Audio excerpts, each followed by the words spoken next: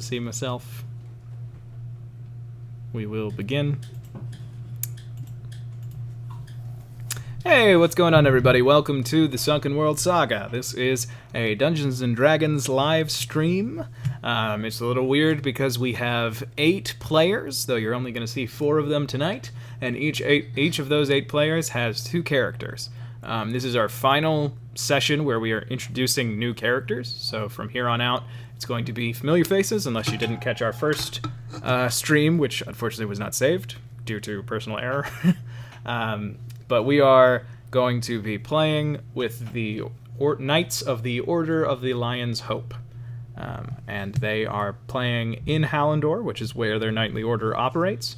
And to make sure that you kind of understand the context of Hallandor, what that is, where that is, I have prepared a video that has a bit of information on each region, and I'm going to play that, and we will be starting the gameplay at about 6:15. So here we go.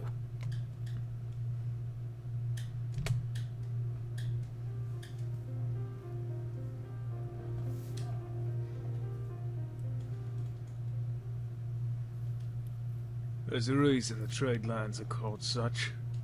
We invented it. Beside my homeland sits the now shrunken lands of Heron. Oh, it's had a few hundred names since the days when its empire held much of the world. Smartest people in the world, Azesha. But you'd be smart too, if the first people to put up walls around a cluster of houses were your ancestors a few thousand years ago. If your kid's talented or smart, that's why you'll be one to send them. If you take trade and commerce seriously, and want to get in good with Shaw. Above Zeshan sits a nation that broke off its first empire. Ursamer was carved out a few hundred years ago in a holy war, and it now stands ruled by a council dictated by their priests. With a single god, we're lucky there are many aspects of the big man that different folk in Ursamer pray to. Different sides of one coin with which to trade, high to fight, or high to kill. There's more to it than that, but none that matter. Ursamer has many enemies, and no excess of allies. Now the Spicer Coast, home. You want freedom? Coast is for you. Riches? The place to be. A life on the most beautiful waves the world can conjure? Well, you know where to look. My city, Shaltan, is the young and hungry lion eyeing the king on top of his hill. That's Caspecia, for now. That's where the bulk of the power and the alliance of the Spicer cities lie. Again, for now. There are others, but most of us operate under the same laws. Mainly the law of staying out of each other's way.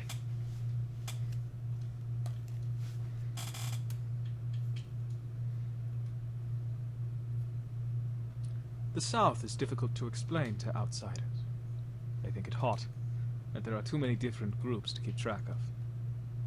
But in Mana, my brother knows that our difference is our strength, that it is the sun that keeps us alive. In ancient days, the war of tribes made us strong and tempered us for the peace forged by my family. In every other world power, they are limited by infighting, ancient grudges of a people pretending to be one.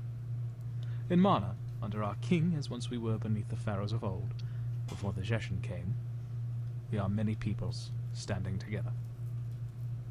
To our north there is the Udhara Desert, and the tribes within serve as a useful buffer to the northern world. They are secretive, patrolling a desert in which anyone else would get lost. Little of them can be seen or known to outsiders, but somehow any time they step out of the dunes to speak with us, they know more about our side of the world than we can expect. To our east lie a pack of jungle nations banded into a kingdom, a shadow of our own. Young though they are, we know that we cannot ignore the threat they present. In battle they are fierce, and in trade they are deadly. No nation in the world ignores their goods, or their contracts. They will, however, be brought to heel. They're so worried about the color of their clothing, and what it means for their priests, that they can't keep focus very long on anything important. The Jade Kingdoms is a name given to our lands by what is now Zeshan millennia ago. The first thing traded between us and the First Empire was a pot of jade, so that is what they called us for thousands of years. But we don't worry. Let them call us what they like, and all their gold can become ours. My land, Shuhan, is the most powerful in the region. We are not constantly at war with ourselves, aside from a failed coup d'etat a few years ago, and our hand is within each region of Walhall, be it by trade or cultural deployment. None can resist what a Shuhan merchant or storyteller brings before them. Though Jashan perhaps puts down trade laws in writing, they are born within the walls of the Imperial Palace. And they would have to be. All lands but two owe a great debt to our empire. Those lands are Jashan and Shuhan itself. What makes Shuhan work is not the blood in your veins given to you by your mother and father, but the fact that the sweat of those on the bottom rung actually get them somewhere. Much could be said about the land of Onkol. It has been at war with itself for some time, religious problems giving rise to civil unrest. The Sultan rules and serves as a valuable ally to the Emperor of Shuhan, but he fights with priests of two different faiths for the sins of his father. Too much to control, and with resources spread too far to control it. Still, it is a beautiful nation, and pieces they place around Walhard move in most unpredictable ways. The Dazishrian steppe is home to nomads who ride horses and unleash clouds of arrows that spell death to any they find. They raid in Jashan, Onkol, and even in Shuhan. Luckily, they're just as likely to fight each other, and for a few supplies or weapons can be convinced to start new clan feuds. So the surrounding nations have always had one shared agreement that will never break: keep the clans at each other's throats. Because if they ever unified, the world would be theirs in the time it took their horses to ride to each corner.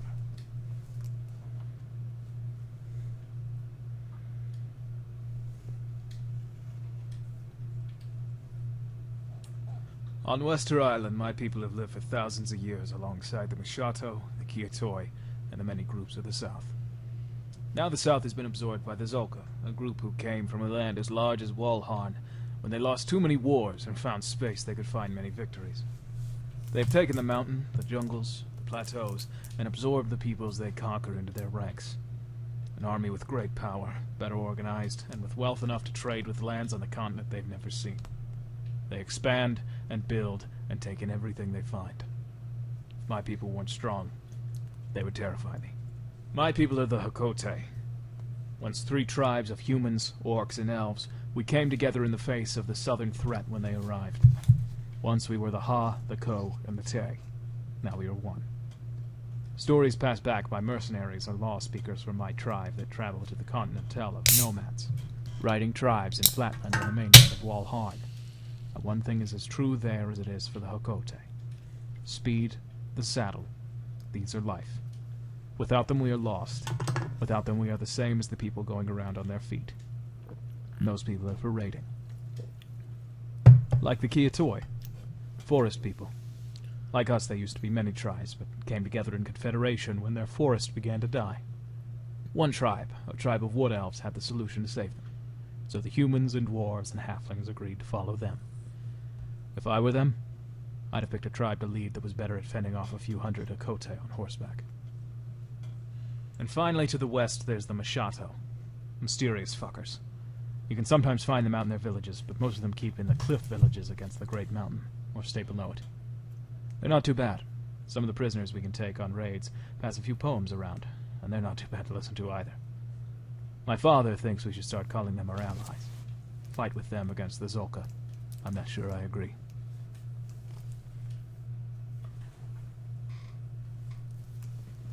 If you have to ask why the Green Kingdoms are called such, then you have clearly never been. Nowhere has better farmland or more beautiful scenery than Dasiro or our former rulers, the Hallandor Empire. Perhaps below the Artashan Mountains, the dwarves even grow in green gardens. We have no way of knowing. Artashan is the only kingdom in the world that is a single race. The dwarves there once were great friends to the entire world, but have drawn back of late. Now the only outsiders lit below the mountain are traders from Axum in the south, and what the dwarves are doing below, well, they're not telling. Hallandor is the most dangerous nation in the entire world. Millions upon millions of trained soldiers, an infrastructure 1,000 years old, and a religion with no compunction toward killing. So they've grown in the last few decades again. They have never recovered from their greatest loss, Dasiro. their northern neighbor. All the columns and togas in the world won't make their elven emperors forget that. In my country, Dasiro, we are bound by ancient structures of honor. Our faith in the Holy Twins keeps us on a righteous path, and one that does not believe in the excess of the Hallandor Empire. Our knights defend our king, even when he is a sickly little boy like my younger brother.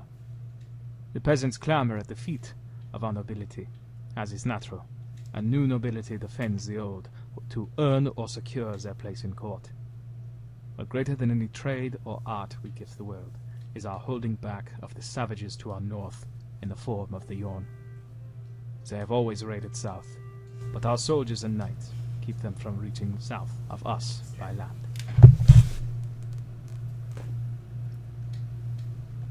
Yorn is a land of heathen tribes that seek blood simply to see it run out of the bodies of the defenseless. Savages that raid on foot or by their long boats. They killed my people for generations of autumns and springs. You find all the races save for halflings and elves, but don't expect an orc from Yorn to let an orc from Hallandor off easy in a raid. Their way is killing. Even when they were conquered by a white dragon for hundreds of years, still they killed millions. Now, because of my father, they are free, but still they raid and kill and worship their disgusting gods. My kingdom, Dalryoth, was founded by refugees from devastation millennia ago. We were a people who cowered from the raids coming from our west and begged for help from the people from the south.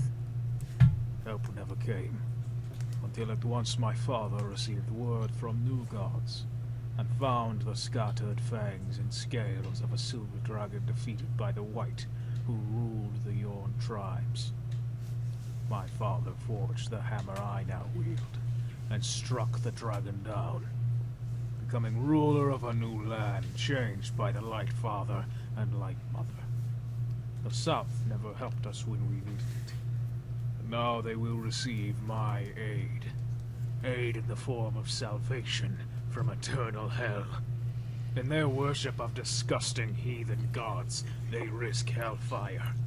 The fire I bring will seem like a hot day if they do not submit. Hey, everybody, welcome back to the real show.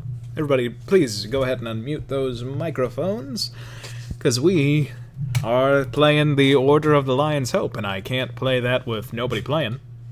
That would be ridiculous. So what we're going to do before we do anything else is I'm going to have each of you introduce yourself by name and then say the character that you're playing. I think I'm going to go in alphabetical order, but I'm going to mix it up by not seeming like a real doofus by actually saying your real names in real life. So it will be alphabetical by character, but Nathaniel, why don't you introduce yourself? Hi, I'm Nathaniel Potts Wells, and I'll be playing Akka, the half-orc monk. Okay, and next up, Connor, why don't you introduce yourself? I am, Connor Tolles, and I am going to be playing Althea Nilo, the half-elf sorcerer. Okay, and then we have Aaron. Hi everyone, I'm Aaron Hetzer, and I'm playing Marcus Dubrow, the Circle of the Moon druid. He's a halfling. And finally, Ian. Hi, I am Ian Highland, and I'm playing Marahin, the divination wizard. Yeah. All right, there we go. So, the four of you, I'm going to introduce sort of the area that we are. So you all are within the Green Kingdoms, specifically Hallandor, specifically the northeast portion of Hallandor, getting closer to the border with Ursumer. You are so far to the northwest that you are off the map that I made to showcase Hallandor, Dasaro, and Ortushan. More specifically, you find yourselves in the city of Javenna. You have just recently arrived. You are on your way to meet someone who perhaps you aren't very excited about meeting, because as Knights of the Order of the Lion's Hope, you occasionally do have to work with people who you are not floored to be working with. People who feel they run against the actual ideals of the Order of the Lion's Hope. But you have arrived in the city of Javenna. Tensions are high as you arrive in Javenna. The order has come down from the Emperor himself, stating that the wizard Caladrius Catus is an enemy to the Empire and must be slain. There will be no trial. He's to be considered extremely dangerous and killed at the first opportunity. Currently, he may be found within his personal tower, the Tower of the Silver Heron. You have arrived in Javenna, the center of the northernmost province of the Empire, called Amancia, and there is a feeling of unease. Just 2 days ago, the governor of the province, Lord Rudrick Heinenau, died in his sleep. Only Rudrick kept Dal Ryoth and Ursamer from each other's throats, having personally negotiated the treaty that kept the northern kingdom on the other side of the Shroud, the mountain range so high you can see it even from here over the city walls. Once the two countries are at war with each other, there's nothing to stop Hollendor from entering the fray to put an end to it, but remain in Ursamer for some time after. The people of Javenna know this, and so are worthy of travelers, especially ones with an air of battle hanging around their shoulders. And for you all, that's quite literal. Even Knights of the Empire as you are, recognized they are on edge with you. On the far edge of the city, you see it. The Tower of the Heron.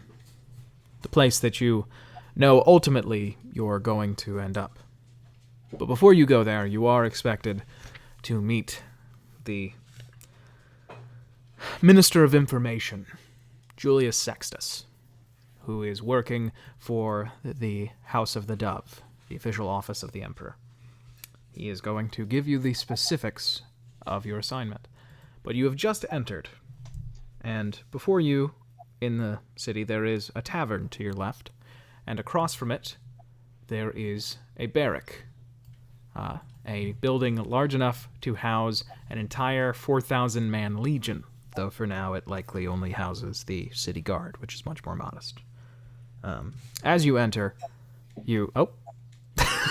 Akka immediately goes one direction.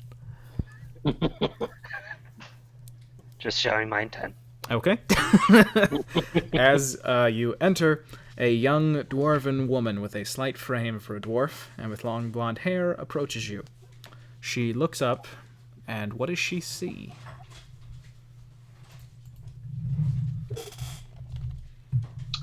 I guess probably Marahin is in the front of the group. He is a average height person, 5'10", a tiefling with light blue skin, stag-like horns, and white silver hair with golden eyes. He also is missing an arm, and is kind of dressed like an English professor, with his shirt has those patches on the elbows and medieval tweed. He's in medieval tweed vest and pants, and very fancy shoes. And then I guess that he still has the lion's pauldron, right, from the Lion's Hope. Yes, you have a pauldron with a lion's maned face on it. Yeah. So he's still got that on over his tweed vest. Yeah. Okay. And then what does this woman see when she looks at Althea? Althea is tall and looks very slim and regal. She has very long flowing, or well, she has very big gray hair. It's kind of like um, it's in a half updo with a ponytail on the top. Very big hair, blue dress with the pauldron on the shoulder, with the lion's hope pauldron on the shoulder. Um, a half elf. She's very tan. And yeah, probably got like huge, like big sorcerer sleeves. Okay, that's one direction that you could have gone when you said probably got huge. This isn't that kind of show. Nope. It could be. Who knows? It's And early. it's like Uh, one of those like turtleneck type dresses. gotcha. That makes sense. I don't. I'm sure it does to some people. What does she see when she looks at Akka, the man who seems more interested in the tavern than? She sees a quite large, about 6'6", half orc. His face is unnerving in the fact that it is clear that his nose has been broken more times than it's been blown. He has scarring all over his face. He has two small tusks that stick out of his lips, but one of them is cracked in half. He has a skullet with a decently long gray mane to it, and he is extremely muscular, like those people that do the strongman competitions. Though he is not. His abs actually protrude further than his chest muscles, his pecs, where he has two heaving breaths. Oh, sorry, wrong character. But no, he is covered in muscle and tattoos, and he is currently not wearing a shirt, so it's just nothing but his tattoos, muscles, and gray hair up and down his body. And he is not wearing shoes either, so he is barefoot in the ground. And his pauldron is not on his shoulders, it's actually tied and hanging from his belt at his side, and there is a little bird tweeting inside of the upside down pauldron. Okay. Man, I was hoping you would say that it was a cod piece.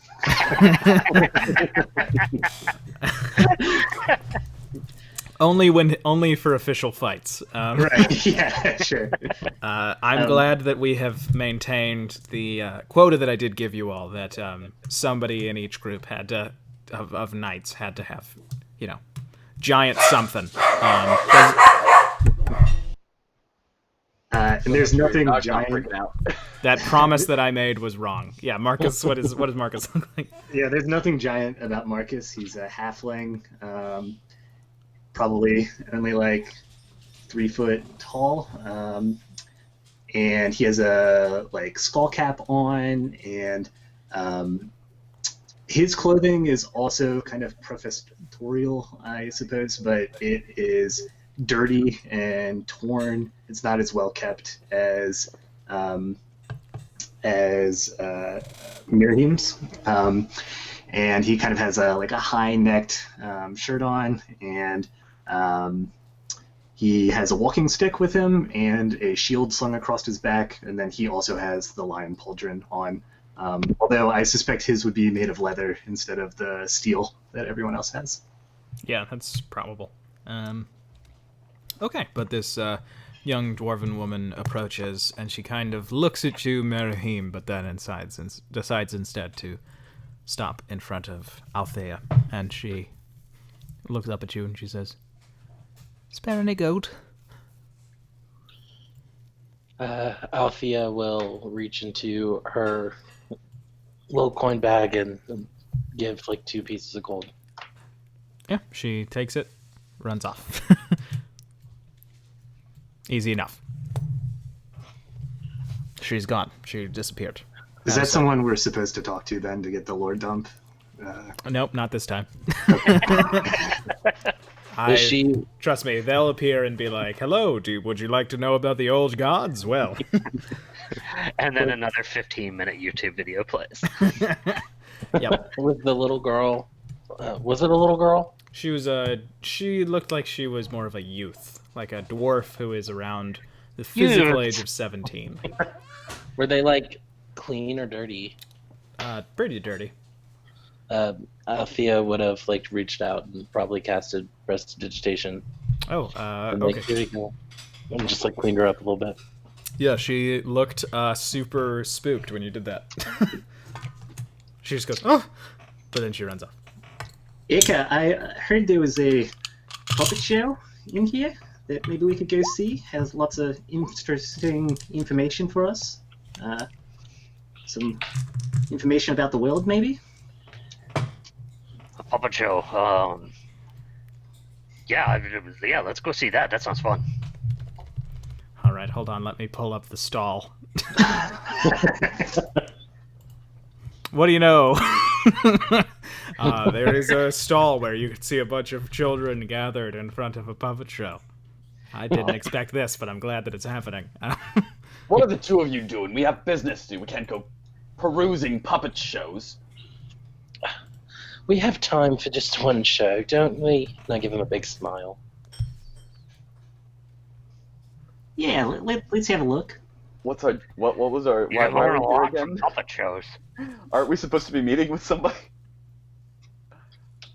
I mean, we weren't really given a time where they just said meet them here, so they might not even be there. All right. Well, let's make it quick, okay? I think it'll only take about 3 pages. And you are just so excited to have decided to instead come over to this puppet show. I'm pulling up the email that I sent myself all these important notes in. So what is the attitude that each of you has towards your mission? You are aware that you are killing a wizard who formerly had a lot of power in the Empire. Powerful enemies, but powerful friends.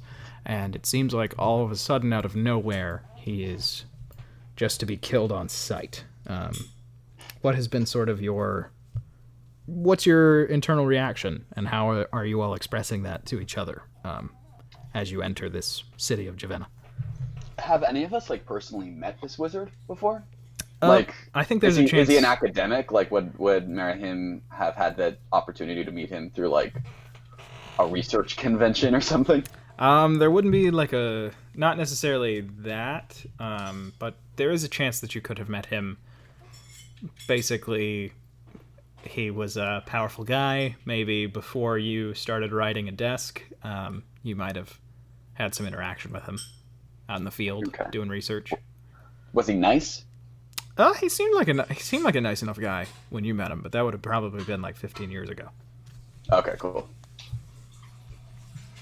The rest of you, any feeling? I mean, Marcus is really just avoiding this meeting with Julius Sextus, so that's why he's looking for things like puppet shows and taverns to go to instead. So, you can tell, I guess, that normally he's probably a little more willing to just jump headfirst into whatever he's supposed to be doing, but right now he's definitely looking to go elsewhere. And Akka is, he doesn't really care. He kind of seems aloof in the way of he couldn't give a shit about whatever the politics or whatever is around this. And he's expressed that he doesn't want any part in killing the wizard. He doesn't mind fighting the guy and subduing him, but he's not gonna personally kill the guy. Gotcha. Althea's curious to what he did to change for his favor to have been changed by the nation. Yeah, gotcha. That is all very fair. But you all have plopped yourself down behind all these children for the puppet show because I've gotten my email up. Can I say that Akka ran into the tavern to get a couple things of ale? Yes, let me just go to the tavern map for just a split second so you all see that it does exist. And there you go. It's there, but now I'm going back to the street because it sounds like you just want to go in, get some ale, run back out. Yeah. Okay, yeah, you do that. The Okay. barkeep is a fully realized three-dimensional character, but they just give you a couple silver, you give them. Unfortunately, his third dimension is just boorishness. It's just borschtness. They are from the Borscht Belt of the United States. So yeah, I come out with 2 large steins, and I give one to Marcus. Okay, and it's like the size of my like torso. Yeah. But for me, it's like holding a little teacup, like my pinky's out. Yeah. Shot, bro, and I'll take a big drink of it. Yeah, you take a big drink. So the storyteller, you see, he is a southern man, southern Walharn, and he is wearing linen clothes that are dyed yellow and brown, and then wrapped around his head he has this blue wrapping that sort of starts just above his brow in the front. And you can make a history check if you would like to see if there's any significance to the manner of his dress. There are other southern people in the city that are dressed differently. Marahim, you're not sure? Oh. I'll turn off your advantage. Oh. 23. Marcus will know what's up. So basically, this is for the Axumesi, which are the eastern half of the South. You wear different materials for the time of year that it is, and it is currently the end of summer, so it is the time of linen. The scheduling of it is not actually seasonal. It's just like people from outside of Axum have just sort of picked up on some small patterns. And then men are expected to wear this blue wrapping at all times. And it has a significance that at least you are unfamiliar with. There is no reporting that says why this is that you have been able to find in any research. Sure. But he is doing a puppet show, and it is a very important puppet show, not for any reason other than it seems to be entertaining all these children. From what you can see, he brings forward 2 puppets. And you notice that while his hands barely move, the puppets seem almost alive, moving very intricately, very lifelike. And their designs are somewhat simple but very stylized depictions of men carved into wood with these massive expressions. And you can see that they're representative of sort of these ideas. One of them is in these metal, like little tiny pieces of metal that sort of are shaped like scales, and is wearing a bell-shaped helmet, clearly meant to represent Zeshan. The other has a toga and a helmet with plumage like a push broom running from his helmet's front to its back, clearly meant to represent Hallandor, which is where you all are. The 2 of them fight, and it's more realistically than any puppets you've ever seen move. They articulate, and it seems like the storyteller is not moving them very much. But he calls out in different voices, "I will defeat your evil empire! No, I will defeat your evil empire!" The puppets miss each other wildly, and all of the children watching laugh. Their swords fly past each other's heads, so that the Zeshan soldier spins around and seems to trip, while the Hallandor soldier falls backwards. As the Hallandor soldier falls backwards, he kicks the other puppet in the ass, and that puppet goes flying sort of out of the screen. The puppet master goes, "Oh!" and the Hallandor puppet stands up and seems to dust himself off and feel really good, and he turns to pick up his sword while the Zeshan puppet sprints in and gives him the exact same kick. The children laugh again, thinking that this is just hysterically funny. Then the puppet So is master... Akka. Akka laughs. Yeah. The puppet master then, however, drops his controls, but the puppets stay standing and actually stay moving. They both drop their weapons once the Hallandor puppet stands back up, and they both grab each other by the neck and start to go back and forth of choking each other stronger and more dramatically. But then, they're being choked much stronger than they're choking. And the puppeteer pulls more controls from under the stall, and with them new puppets. They come from either side of the sort of viewing booth. They're identical. While the main puppets have bits of metal on their person, on their costume, these seem to be not carved out of wood. These seem to be made of metal. And they hold spears in their hands. And as they come into the story stage, they push both of the main puppets in the back so that the two of them spin around, pushing each other close to each other. "Oh no!" cries the Zeshan puppet. "Drat it all!" moans the Hallandor puppet.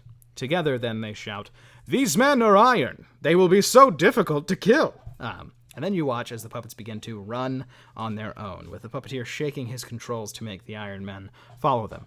Then he drops his controls and picks up more of the Iron Men, and then finally more and more and more, until there are at least 16 of these identical iron puppets following these two wooden puppets who are running around.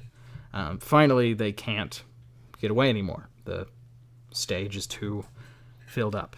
And when they are surrounded, the puppets look back and forth, then hug each other. And they begin to cry, and you see there is actual water coming down out of their puppet eyes. And the Hallandor puppet says, "I've always loved you." And the Zeshan puppet says, "I've always hated you." The children laugh. The puppeteer lifts a new, different control and shakes it. And across the scene, thin golden bars, perhaps meaning light, rise, almost out of the ground. They hang together, and with another control, the puppeteer brings a smaller puppet, probably meant to be a child, and she is riding a horse, a realistic horse-shaped puppet that just rides across the scene. And you see she lifts a bow in her hand and seems to fire. The puppeteer, out of the corner of his mouth, will actually make perception checks.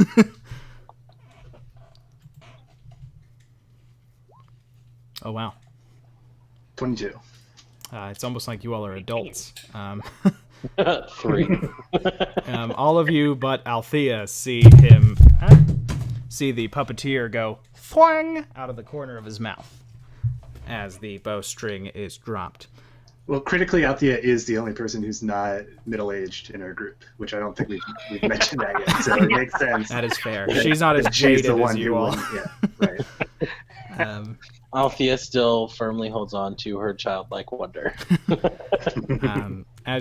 When she has left the screen, you see all of these golden bars seem to shoot across this little scene, going back and forth and moving, never really touching each other. And then all at once, it's as if the strings of those metal puppets have been cut. And not just the strings, but the puppets themselves, as they fall apart in pieces. And the hugging puppets look around, and then both of them, all of their clothes fall off, as if cut. Both of the puppets have very detailed butts, and the children laugh as the smaller young puppet has ridden away, and the puppeteer lets all the puppets fall before bowing. A young woman with a sort of similar jawline to the storyteller sort of just appears. You all too focused on the puppet show to do anything, and she is carrying a pot, and all the adults of these children start to throw silver and copper into the pot. I'll throw in a gold. Okay. Yeah, I will too. Same. Holy show. Oh, thank you, little friend.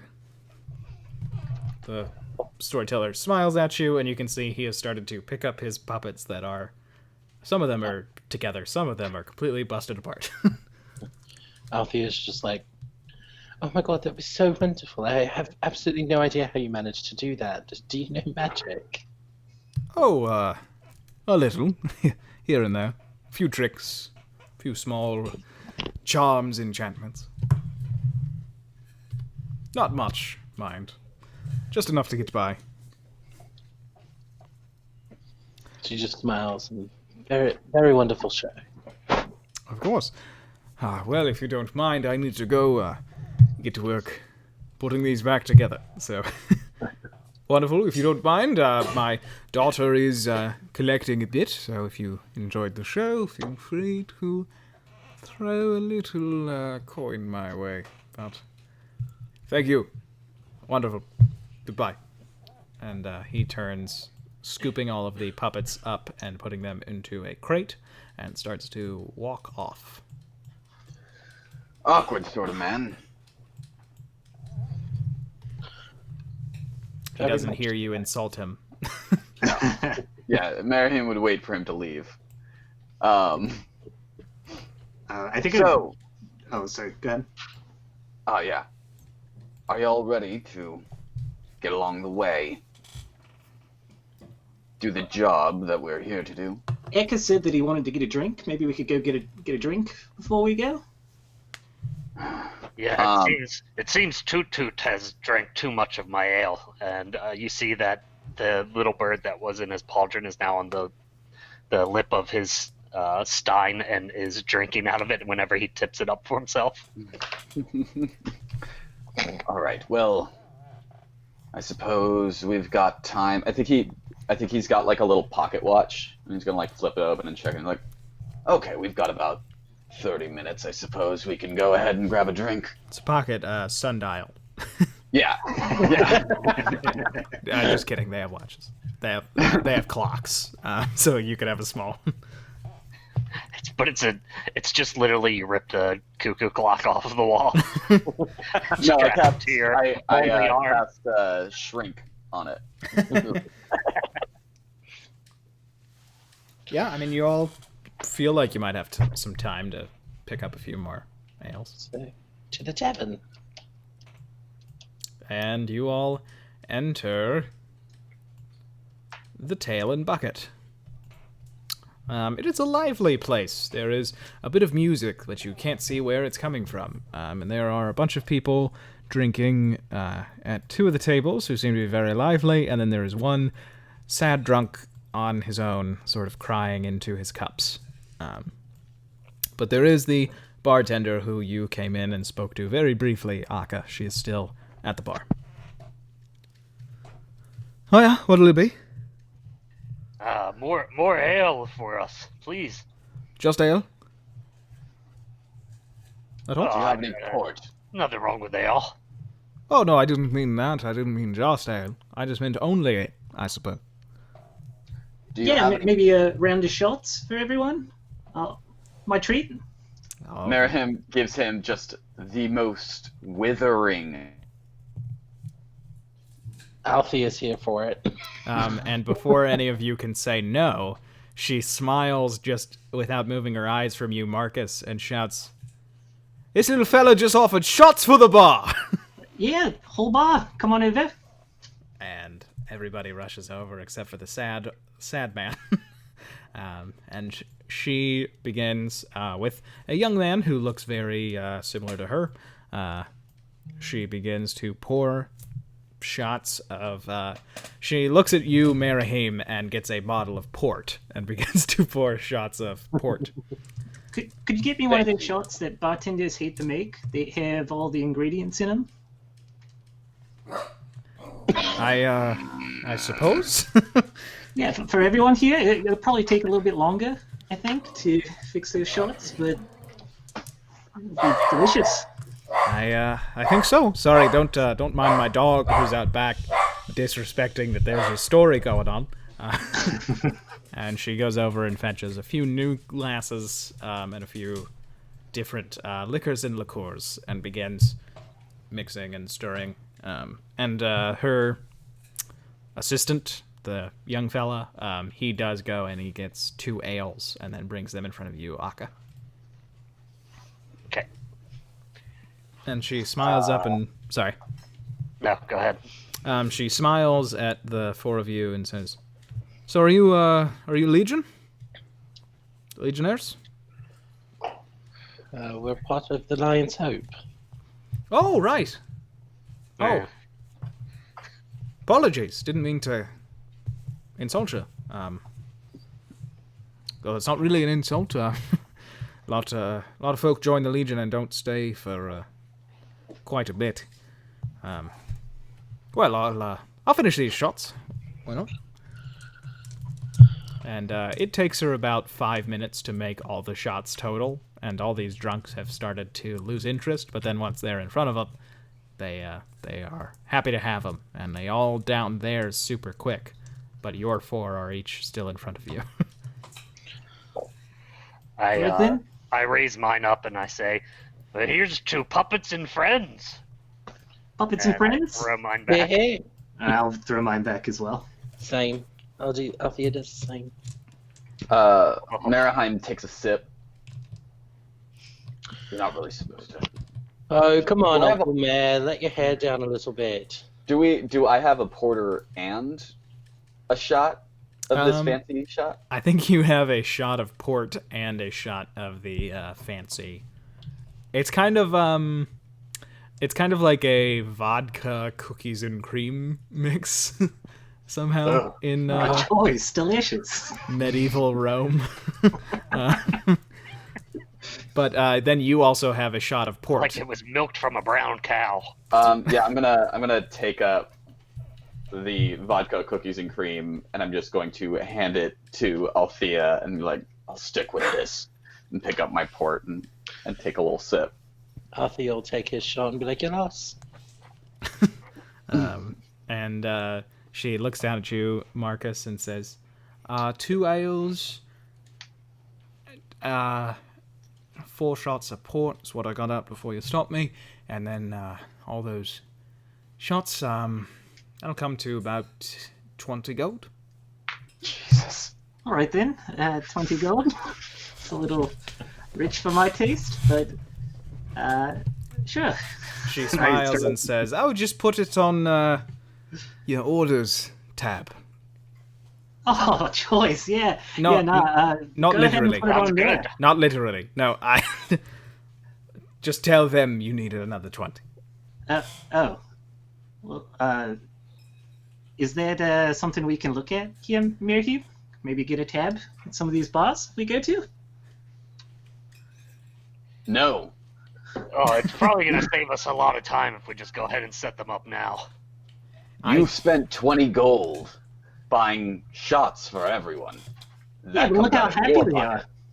Yeah, it's good. We should...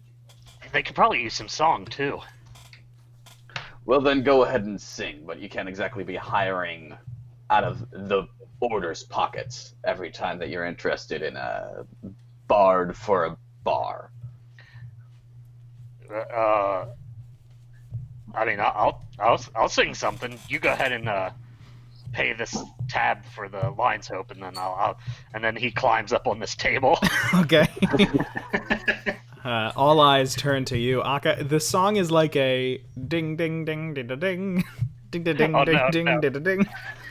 No, he just gets up there and just starts a cappella, and he's like, sometimes you cross the line, sometimes the line crosses you.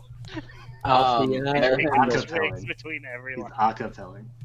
Maraheim flips open his spell I book. don't understand. Althea's going to create like light effects around him using prestidigitation.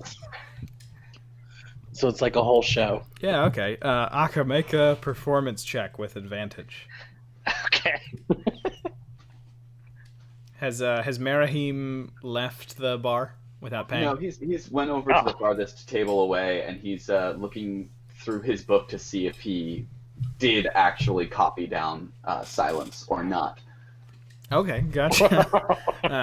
So the people in the bar are fucking loving this song that Akka's playing. Specifically, this older man who's the one who's sitting and crying at his table, and he looks up, and his crying changes from whatever misfortune made him so down. Now he is moved by this beautiful song, by this beautiful big orc man. He's just enraptured with your music, and tears begin to streak slowly down your face. And as Akka is finishing you see the bartender, she has a single tear rolling down, and she This looks... is not a beautiful song. Maybe they have a specific emotional it's connection so good, to it's it. still moving. It probably harkens to a point in their life where something important happened. But she just kind of looks at you, Marcus. Oh, but then Marcus left, so she doesn't look at him. Oh, that's fine. No, I'll still be there. And she just sort of leans down and says, if you want to start a tab right now, it's, let's say 15 gold. No, yeah, that sounds great. He has 15. All right. And she then takes out a scratch and... Oh, you just pay it? Okay. I'll go ahead and give her the 5 extra as a tip then. Oh, thank you. She wipes her tear. Goes back to cleaning a glass like a man in a saloon. Well, Akka's, well, I've got a crack rib or two, but I guess I've broken more. All right, then. Akka, I didn't know you could sing like that. Anyone can sing. I guess so. Got a real you've got a real raspy voice, very raspy sound to your voice. I like it. I can't take credit for that. I was born with it. It's very unique. Oh, he blushes. You can see his scars turn red. Merahim, do you find silence in your spellbook? No. All right. You can't silence this. You can't stop the beat. But everybody just seems moved. Seems like they're willing to buy a little bit more booze from your performance. Like they're ready to stay. Everybody but the bartender and this old fella. They just sort of thought, oh yeah, this is a good song. The two of them are the only ones who had a moment of catharsis in your singing. And just out of character, like Marcus is gonna keep procrastinating and avoiding if you guys don't like make him move along. By the way, so I just wanted to put that out there. I'm happy to hang out in the bar all day if we can. So yeah, let's just have like a hangout filler sesh. yeah, our first session is just a like shopping episode. Althea's gonna be like, hey Marcus, do you want to come talk to this guy with me for a second? Yeah, sure.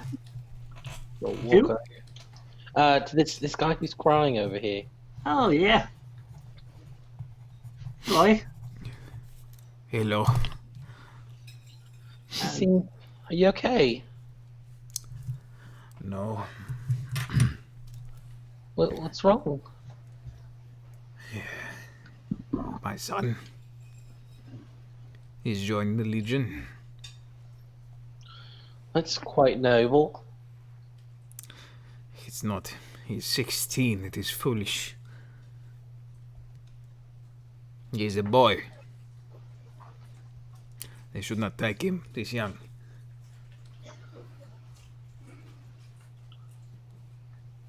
I'm sure he's got a good head on his shoulders. She'll be all right.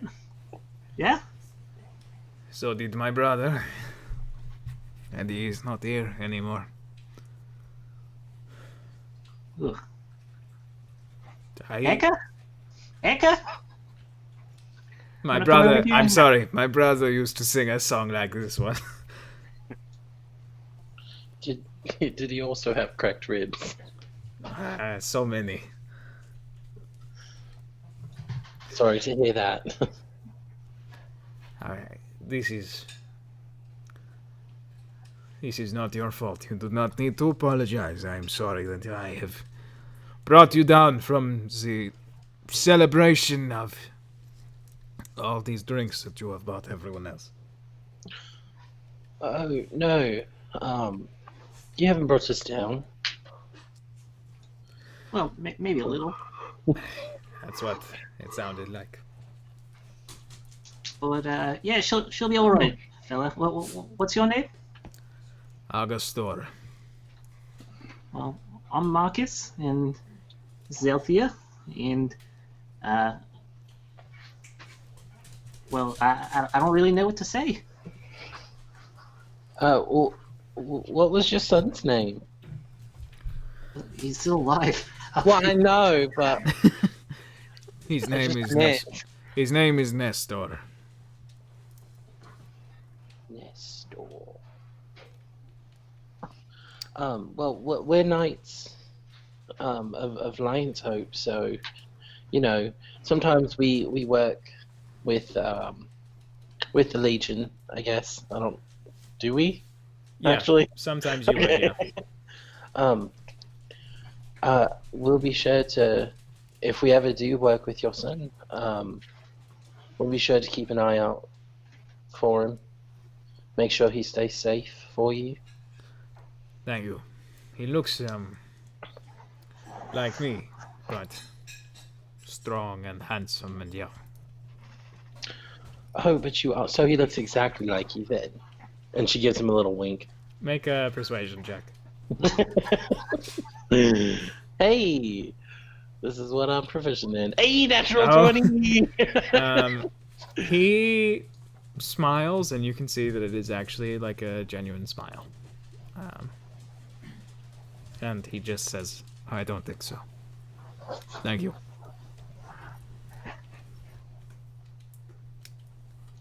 He seems, it seems like you have maybe made him feel a little bit better. Like the idea that there are some knights who might be looking out for his boy seems to have made him feel a little bit better. Althea, maybe we should leave the man to his drink and see what Meriheim's up to. Maybe we could. Where are we staying in the city? Maybe we could check in, have a nap. You do know that as an officially recognized knights, you are allowed to stay in any barrack, provided there is space. If not, you can go to any number of important members of the Empire bureaucracy, who likely have a manse, and you could probably stay with them. Sure. Hey, Okka, why don't you hop down off the table? We're going to go talk to Meriheim. He finishes his song and then he just hops down and he puts his stein back on the bar and looks at the bartender and he taps his finger on the rim to fill it back up, and then you see Toot Toot, his little blackbird, fly out of the stein, and it's clearly wavering in the air like it's drunk. Yeah. It's and it just falls back into the pauldron that he has hanging from his hip. It's Dumbo drunk. Yeah, and the young man fills it up and hands it back to you and says, "Here you go, big fella.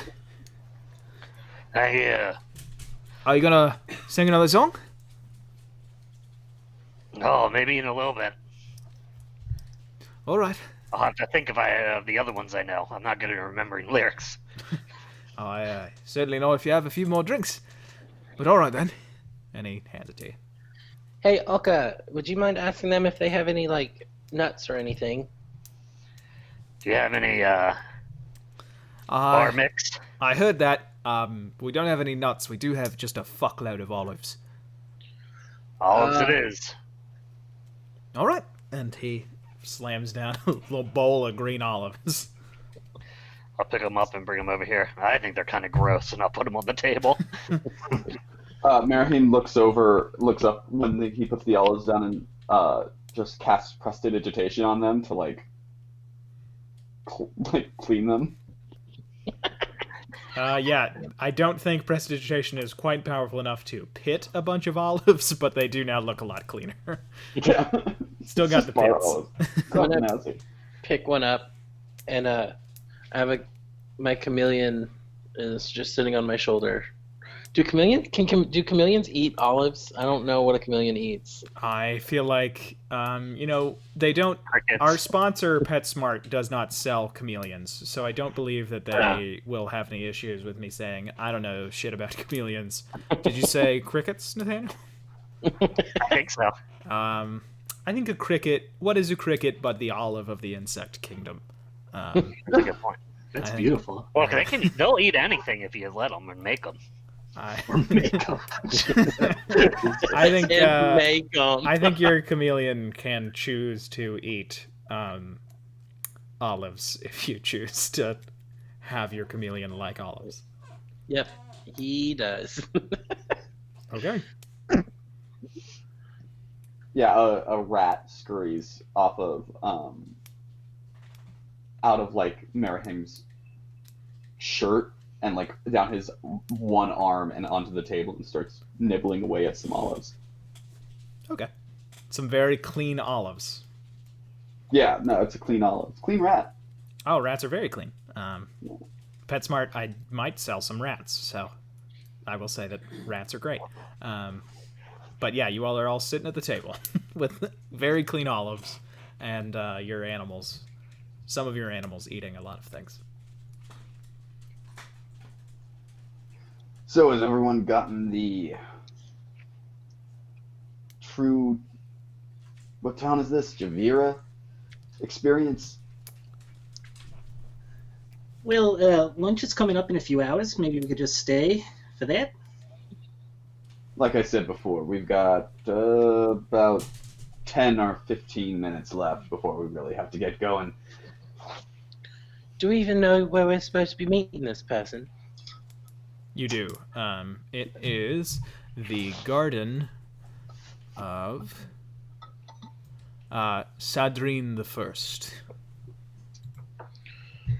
Yeah, we gotta meet them in the Garden of Sadrine the First, which is frankly a pretty good walk, so we should probably finish up our drinks and get moving.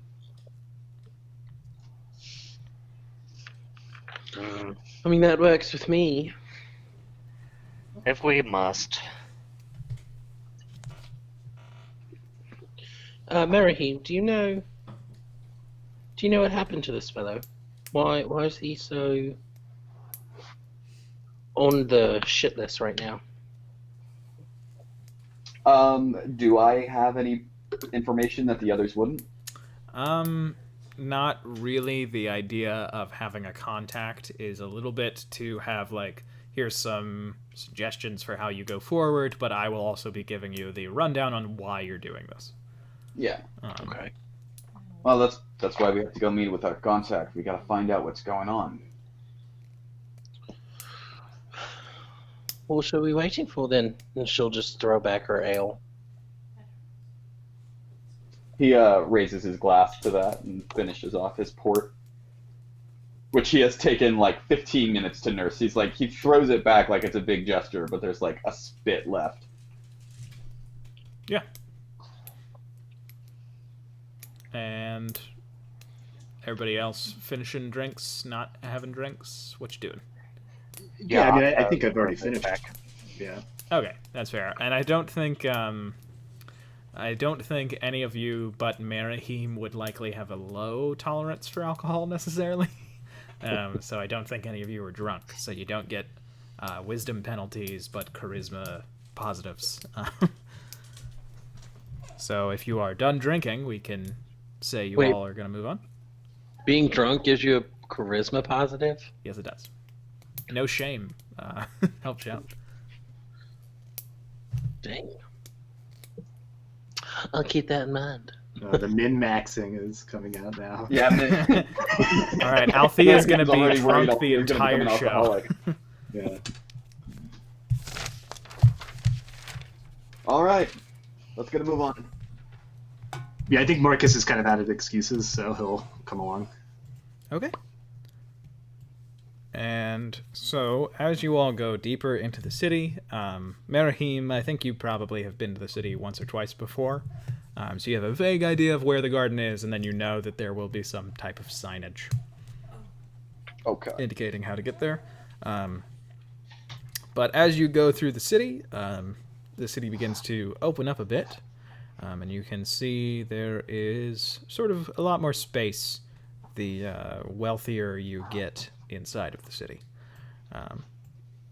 This is just sort of a look to the architecture type that you've got going on.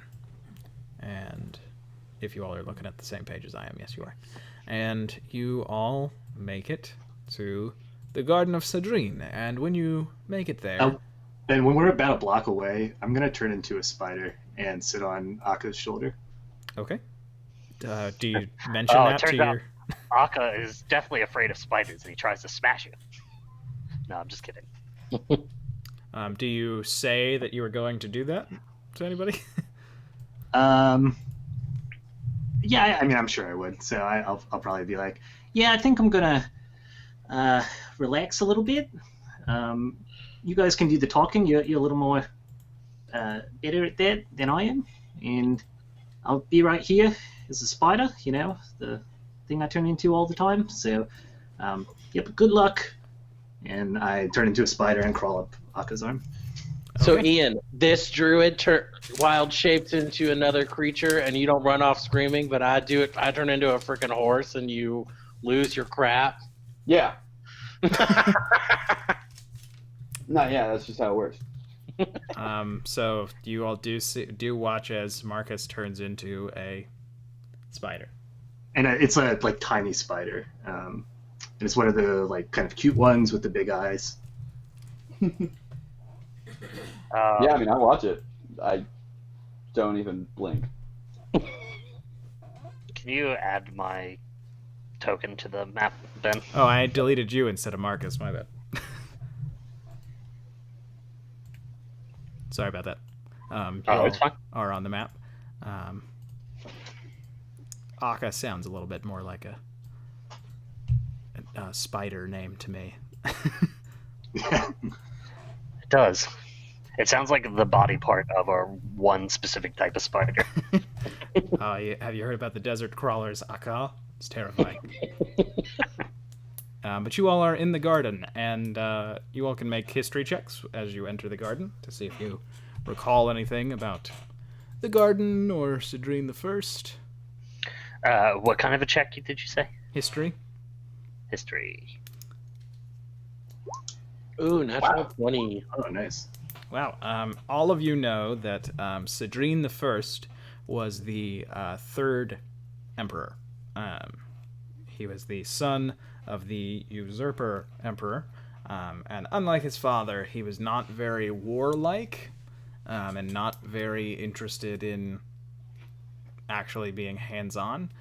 The biggest project that he took at any point is that any population center that had more than 30 people, he personally funded the building of a garden.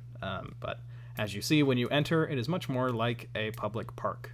It's very big, seems very well kept, very clean. And that's what you notice upon entering. The spider recognizes somebody sitting on a bench, but the rest of you can assume that you see Julius Sextus, the man you have come to see, because he is flanked by two imperial guards. He is sort of sitting on a bench in a pure white toga with some silver woven into the trim, and he is sitting sort of hunched over with his knees super wide apart, like elbows on knees, looking at the ground. I do love these gardens. So serene and peaceful.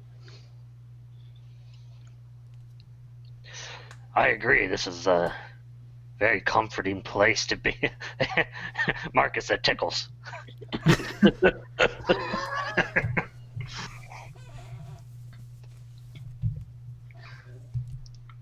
Yes, Oh yeah, I guess Akka is like shirtless, right?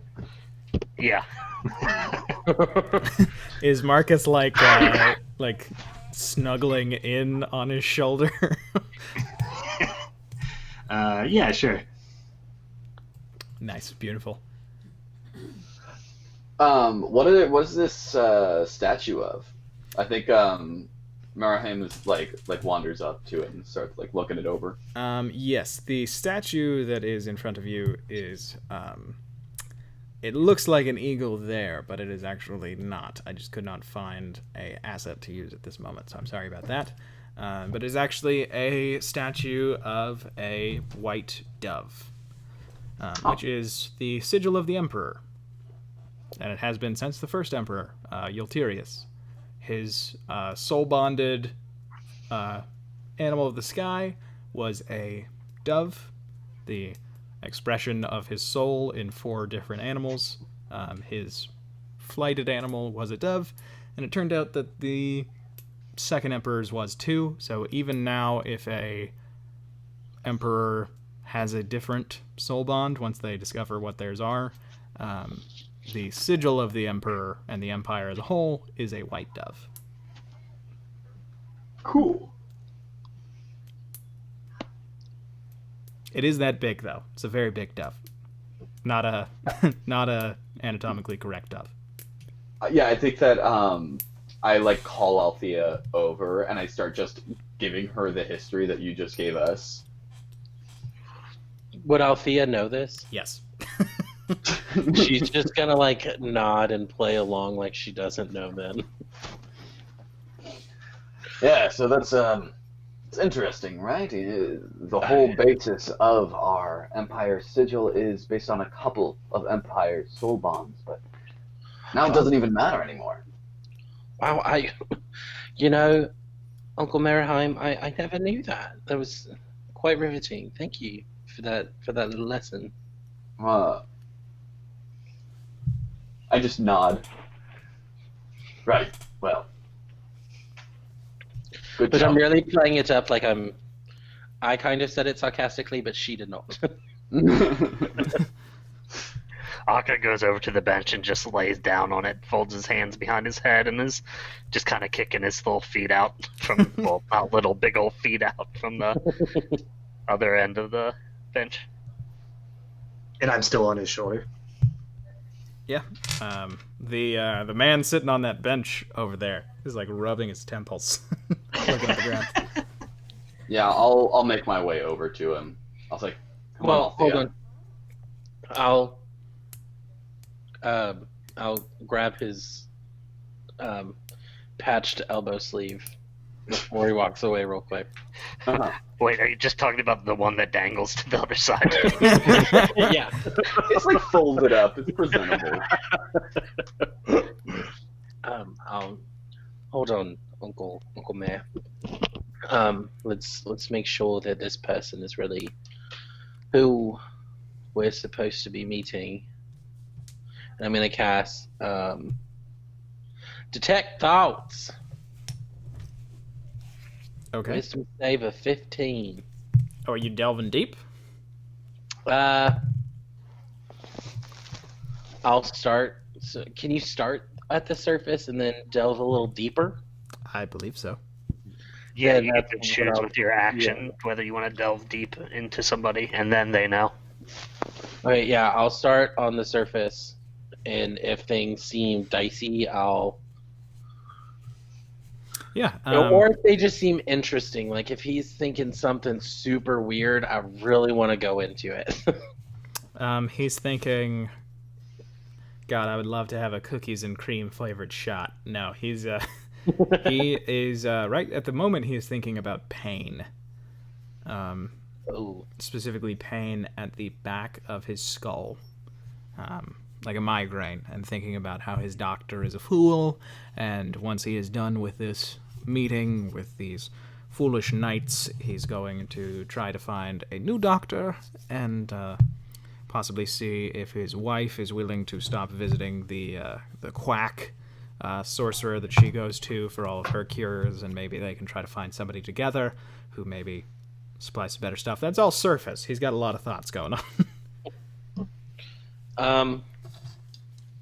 Yeah, let's go a little deeper. Why not? She's curious. Okay, you said 15. Yep. He shoots his eyes over and looks directly at you. Alpia just kind of like, just like looks up at this guy and is like, "Oh man, that's a really interesting looking cloud." Sure, you can. He is fully aware that somebody is in his thoughts. I think for a few moments before all of a sudden you are blocked out somehow, you do hear a few deeper thoughts about rooting the fools out, ending this once and for all, securing the throne. Ooh. I'm gonna try and like nonchalantly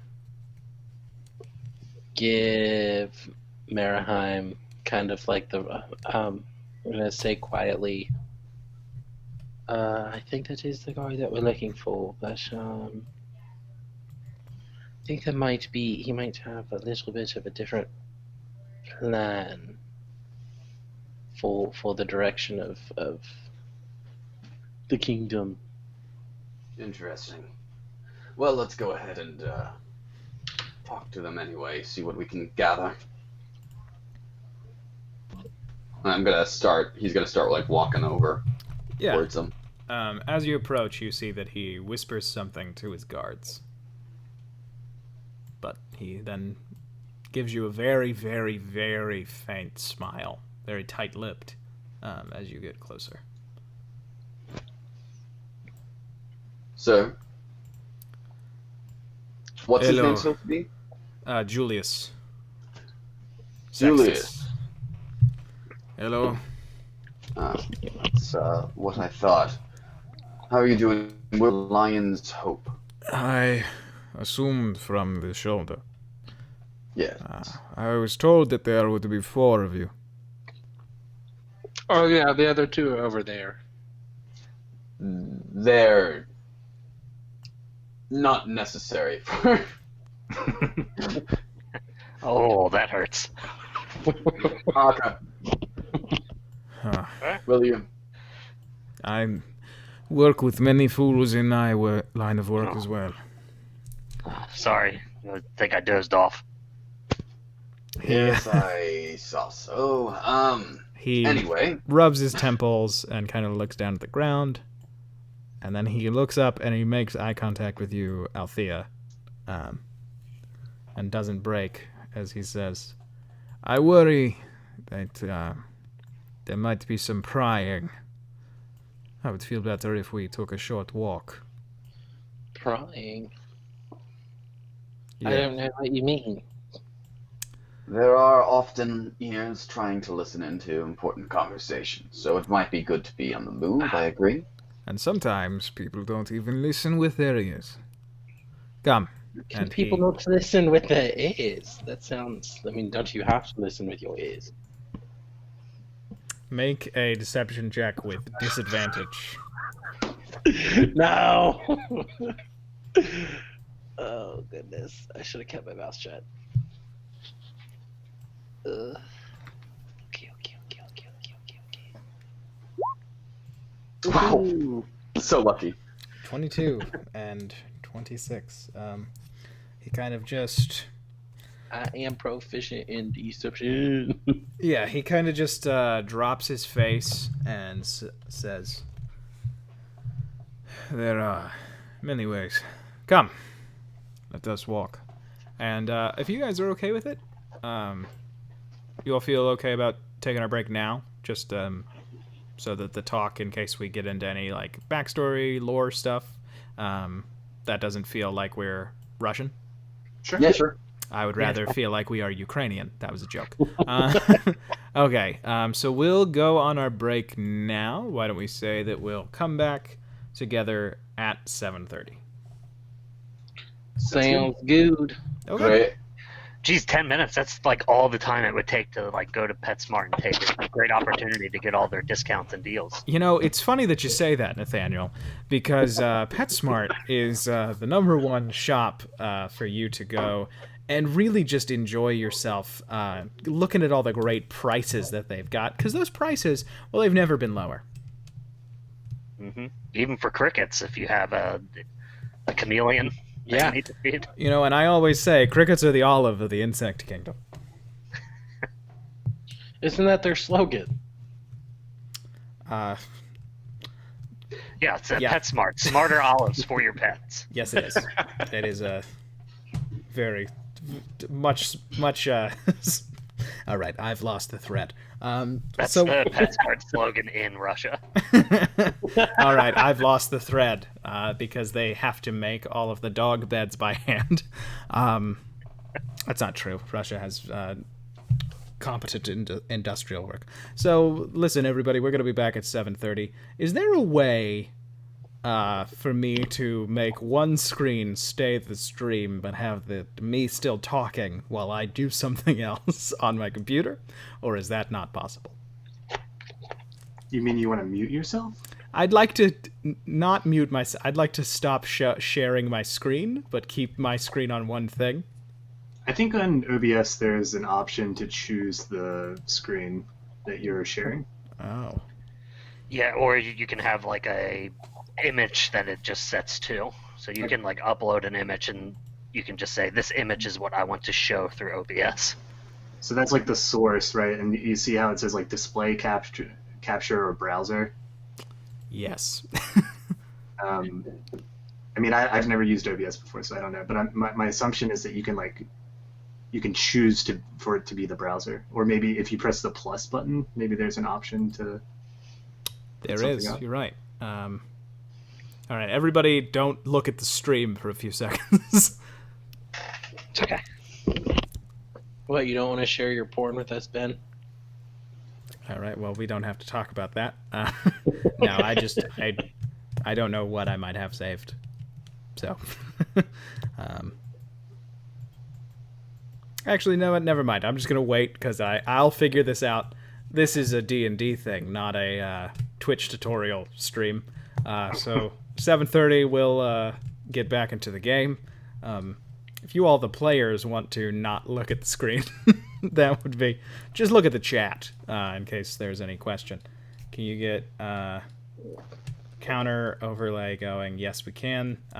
If you go to PetSmart.com /Sunken World Saga and put in the promo code "Crickets are the olives of the animal kingdom," you can get 20% added on to the price of your crickets that you're going to feed your gnolls that you get in 4th grade after taking care of them for about a month.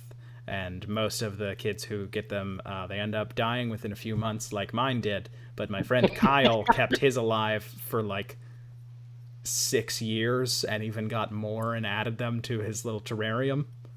It's wild. What else do you all want to know about my 4th grade experience? I'm just kidding. It's just me and you, Connor. I think everybody else. I could go and make a drink, I suppose. I did that last game, and I feel like it was a good little balance. You know what? I am going to go do that. So let me go to... I'm going to go to a neutral image on Roll20, and I'll be back in 5 minutes. So, Connor, if you want to answer questions, I'm going to put it in the chat. All right. Anybody got any questions for us?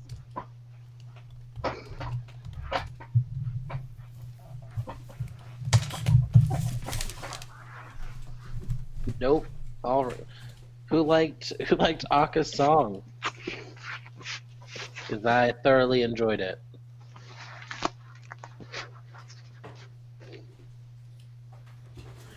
Yep.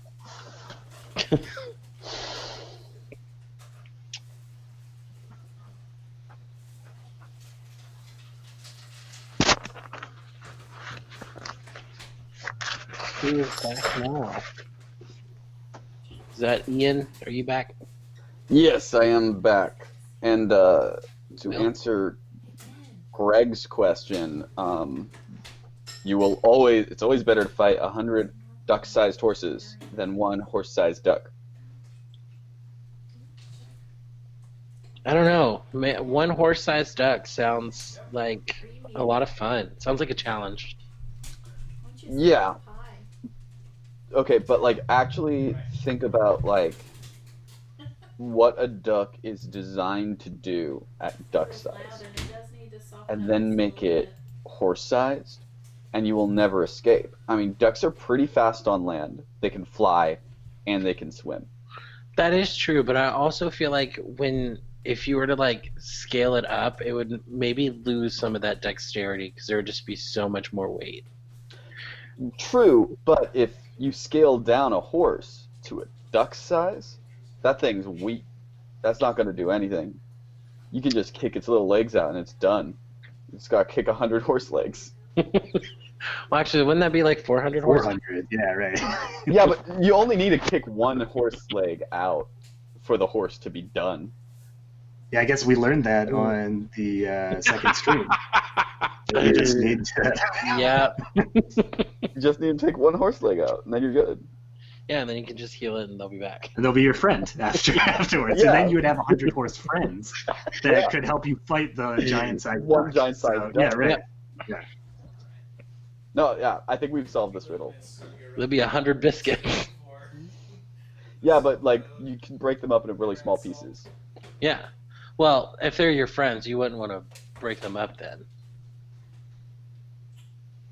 Well, no, because like okay, let's think how like if a portion for a horse of like a proper portion for a horse is one biscuit, Oh, I wasn't muted. then like if they're a duck-sized horse, you're gonna like give your horse diabetes if you give each duck-sized Oh no, horse that a wasn't the biscuit. screen that I So meant. you're gonna to want to make it more, like duck-sized for the snacking. Oh, yes. I thought you were saying you would break up the horses. I mean, I would probably put them into like smaller groups. You so guys that are it doesn't get breaking as up chaotic my every time you favorite feed them a band, biscuit. The Horses. That's true. We say like 10 horses per biscuit. Yeah. I feel like 10 horses per biscuit. I feel like a duck is about 1/10 the size of a horse, so that actually does compute. I think that is Yeah, I think that is widely not underestimated. true. An average telling horse me that- weighs like a lot. Horse weight. Greg did bring up the point of there is still 100 little tiny horses. Right, but like horses are designed to fight as large creatures. Like I've had this conversation a lot the past I few don't think weeks. horses were designed to fight large creatures. No, I don't think that's horses a are designed true to fight statement. I mean, as large creatures, As right? we Like, all of- learned as we learned in the first session of the A Team's plotline, you can kneecap a horse, and it's pretty hard for that horse to do anything. Listen, Ben, I already made That's that all we're callback, okay? Oh, you did? I'm sorry. We did already talk about that, but 100 swift kicks to a horse to the mini horse's knees, and you're good. The average size of a duck.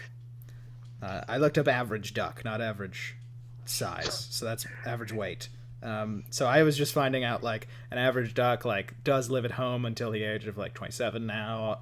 The average mallard it has a maximum of 3.5 pounds. Does anybody want to guess the average, the max of a average adult horse? All right, so we might need to give the horses even smaller portions of Well, biscuit. horses are much like denser. That's the difference, right?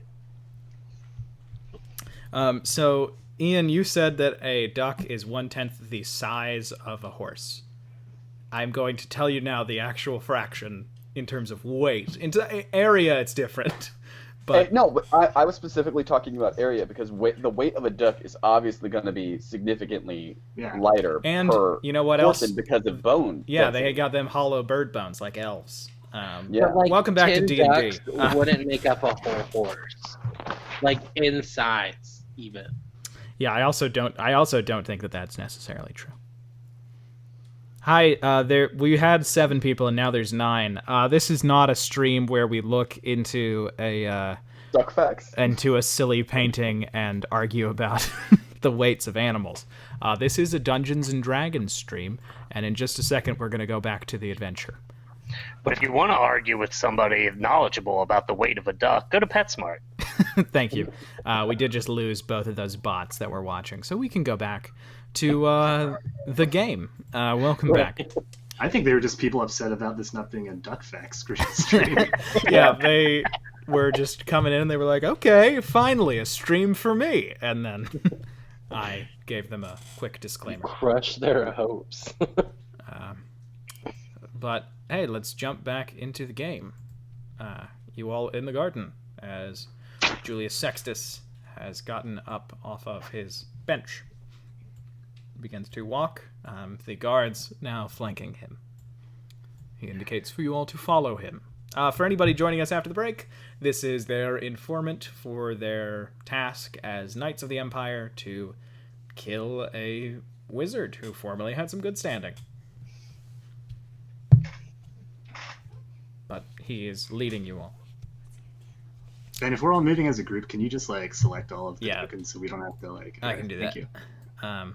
As long as you all are walking as a unit.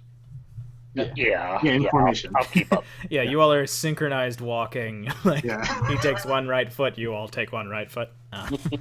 But he walks, and he kind But of... would that mean that Marcus is taking 4 right feet and then 4 left feet? I'm not moving at all. I'm on Hector's shoulder. That's true. So you want to say, for canon purposes, that Spider Marcus is not marching in place. So is it Sparkus? It could be a good name for him, Sparkus. Julius Sextus, the serious minister of information, as he is walking, says, Galadrius fell out of favor with the Emperor because it was discovered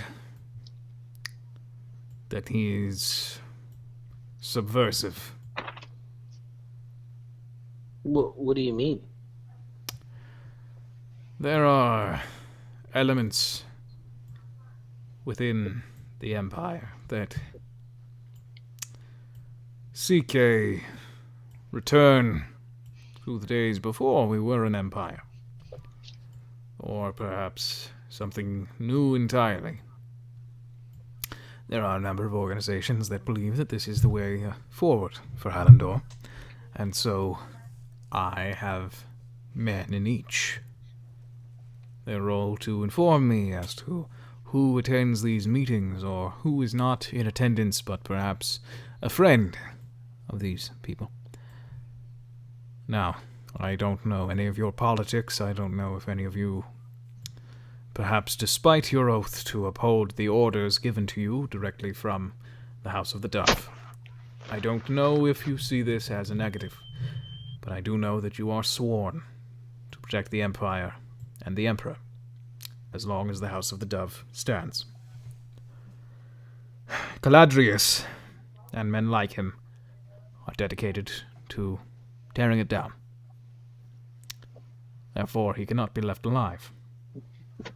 He is powerful. He is dangerous.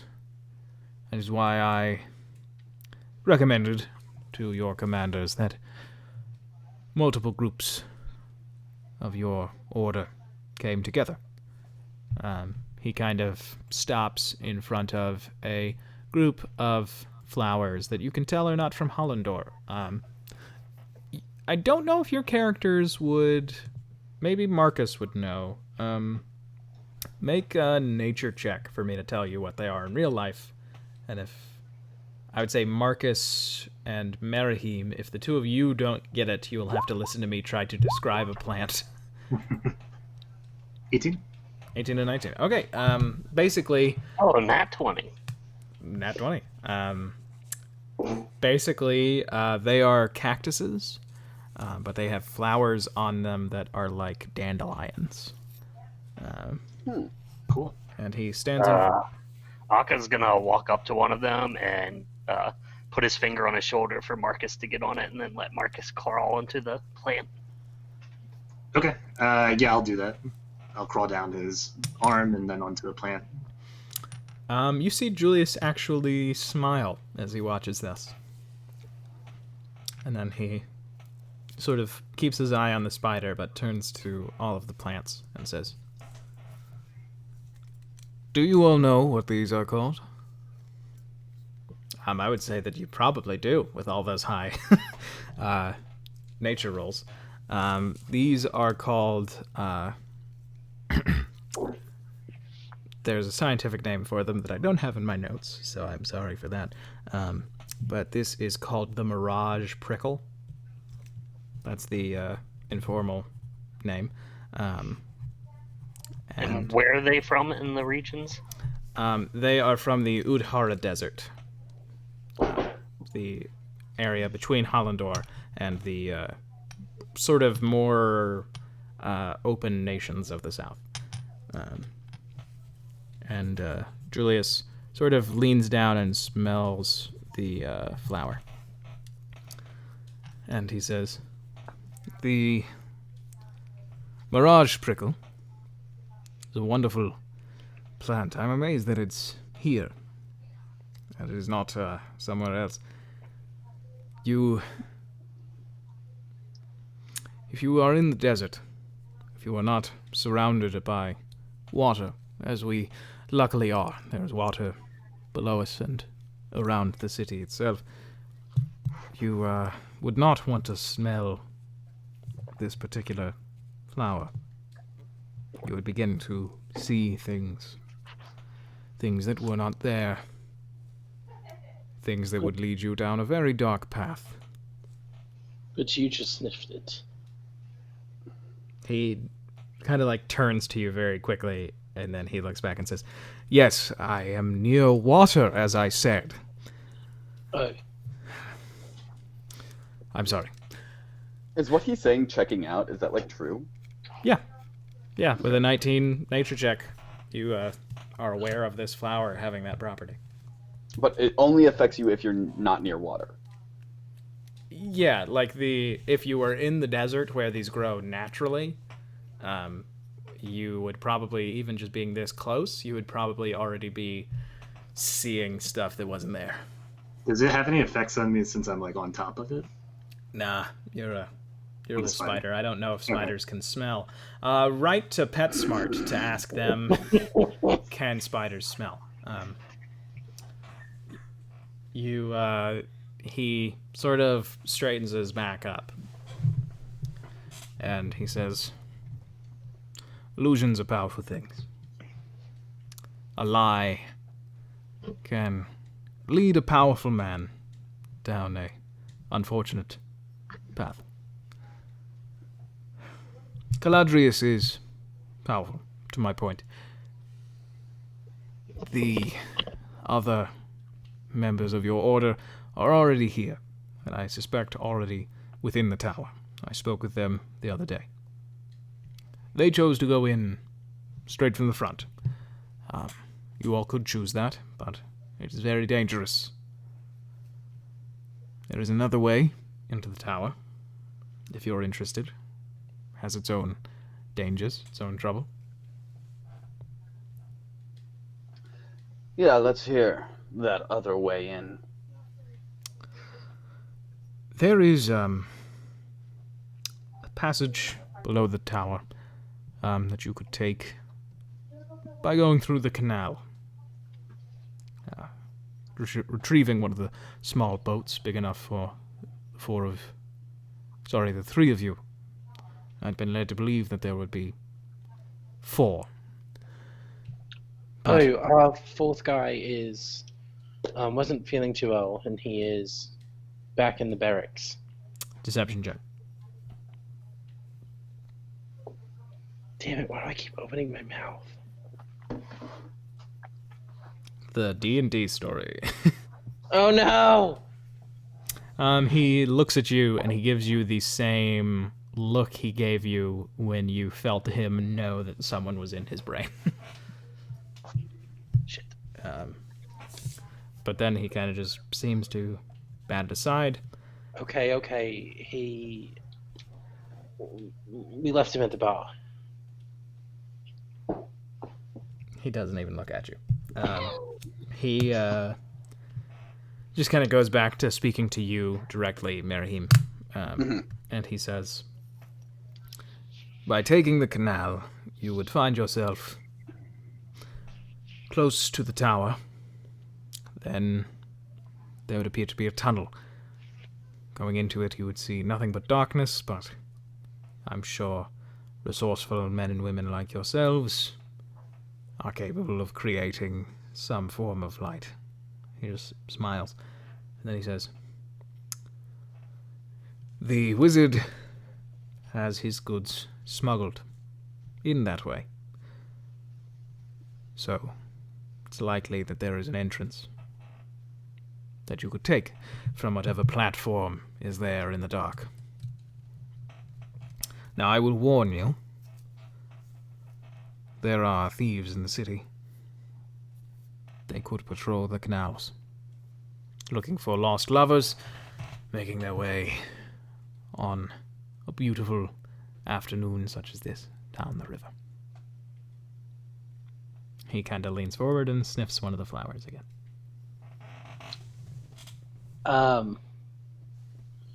Can I try?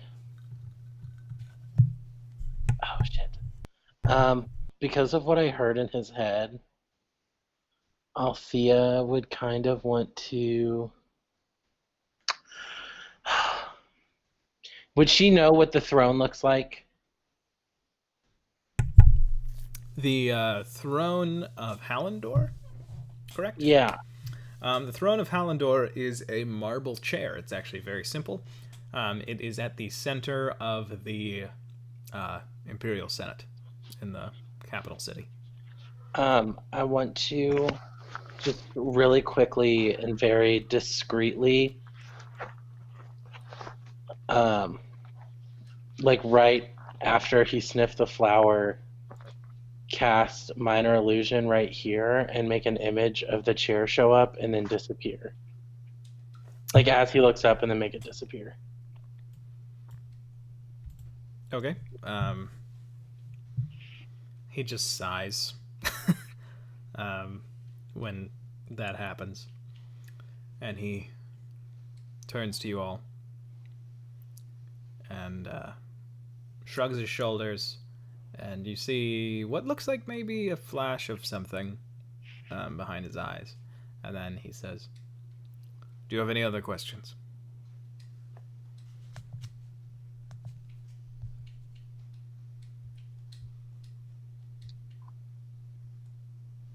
I've crawled back onto Aka's shoulder, by the way. So we take the canal, and then we take the tower. Right? What sort of wizard is he? A powerful one. I have a magic of a different sort.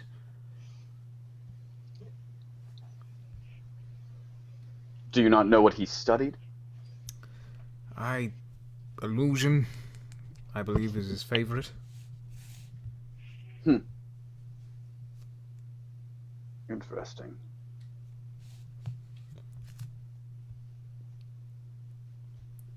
If there is nothing else you wish to know, the choice of approach is yours.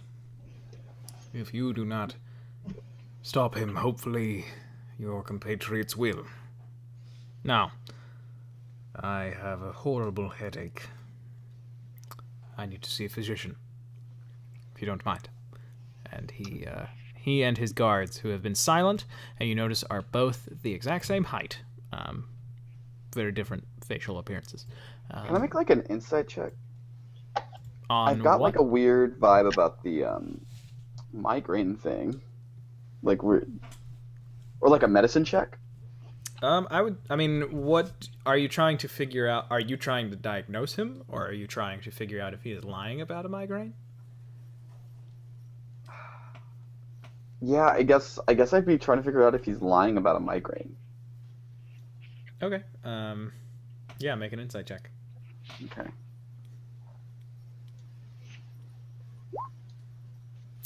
He doesn't seem to be lying. It seems like it's likely that he has had a problem with migraines.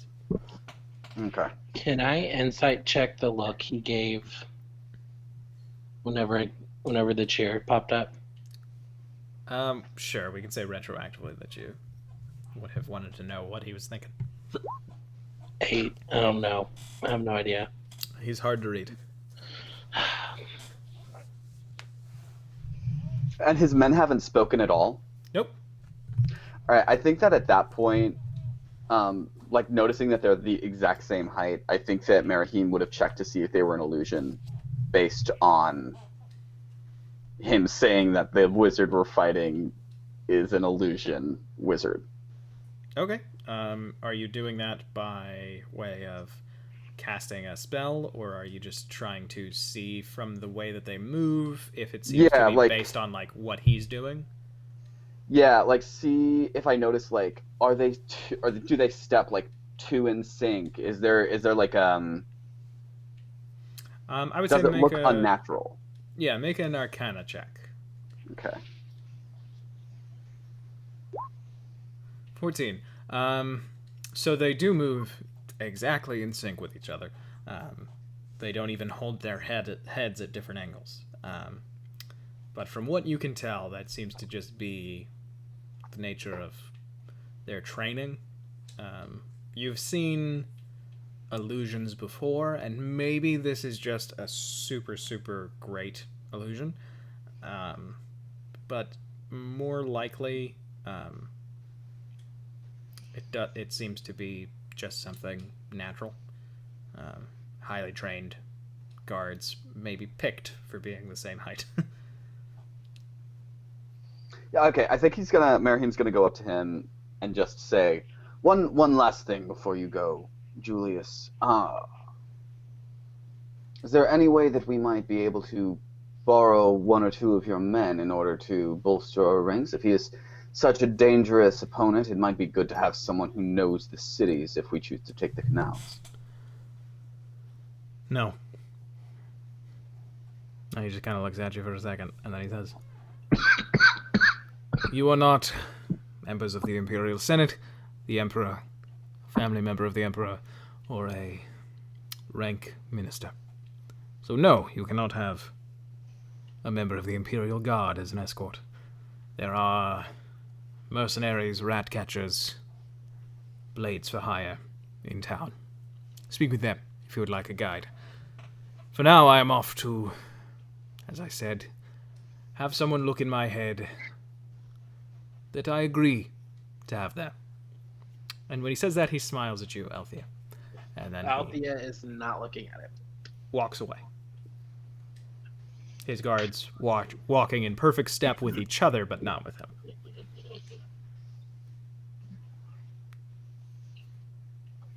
And After he he's leaves full sight. After he's like out of sight, Althea just walks up to Marahim and says, I don't trust him. I don't trust him either. Maybe he'd have less of a headache if he wasn't constantly trying to keep his nose pointed up at us. Right?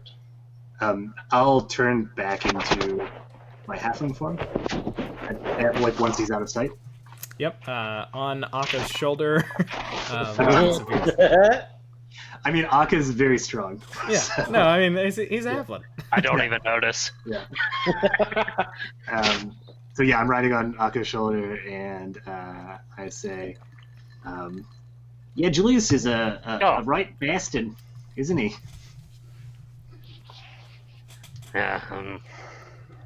I think no matter what way we approach this situation, we have to be cautious. Taking the canals could be a trap just the same as going forward. Illusion wizards are frustrating, to say the least. I think he may be trying to make a ploy, or make a plan for the crown himself. Well, I wonder if maybe we could fly on our beds and go through the roof.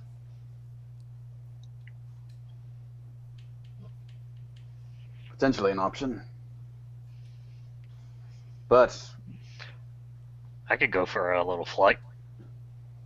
it might be safer to scout that way. Do you think, Marcus, you'd be available to scout out the roof and check for any magical traps? Yeah, I could turn into a spider or something and climb up the side, but I can't turn into anything that can fly. Fair enough. I'm gonna go ahead and kind of go somewhere a little bit more discreet, and I'll cast as a ritual Find Familiar. Okay, so when you say more discreet, I think there are some shady spots in the garden. But make a stealth check. Okay. We're rolling for stuff, everybody. It's actual. This is actual play. 17. Yeah, okay. You feel like you're pretty good. And then I'll do that, and let's see.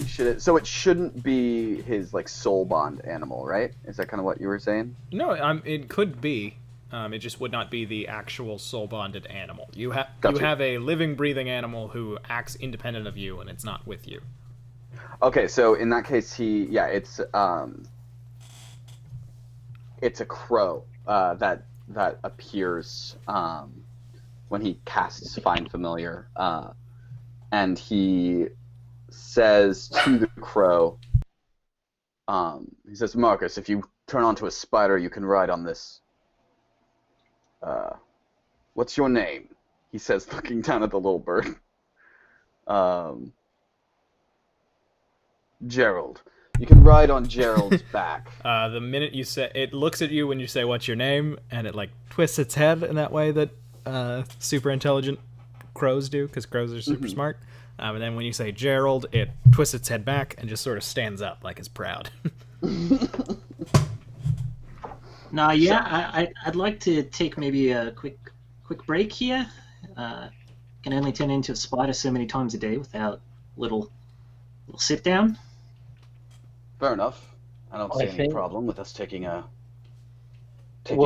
rest. You casting that as a ritual been kind of a short rest? Because I think it's an hour long.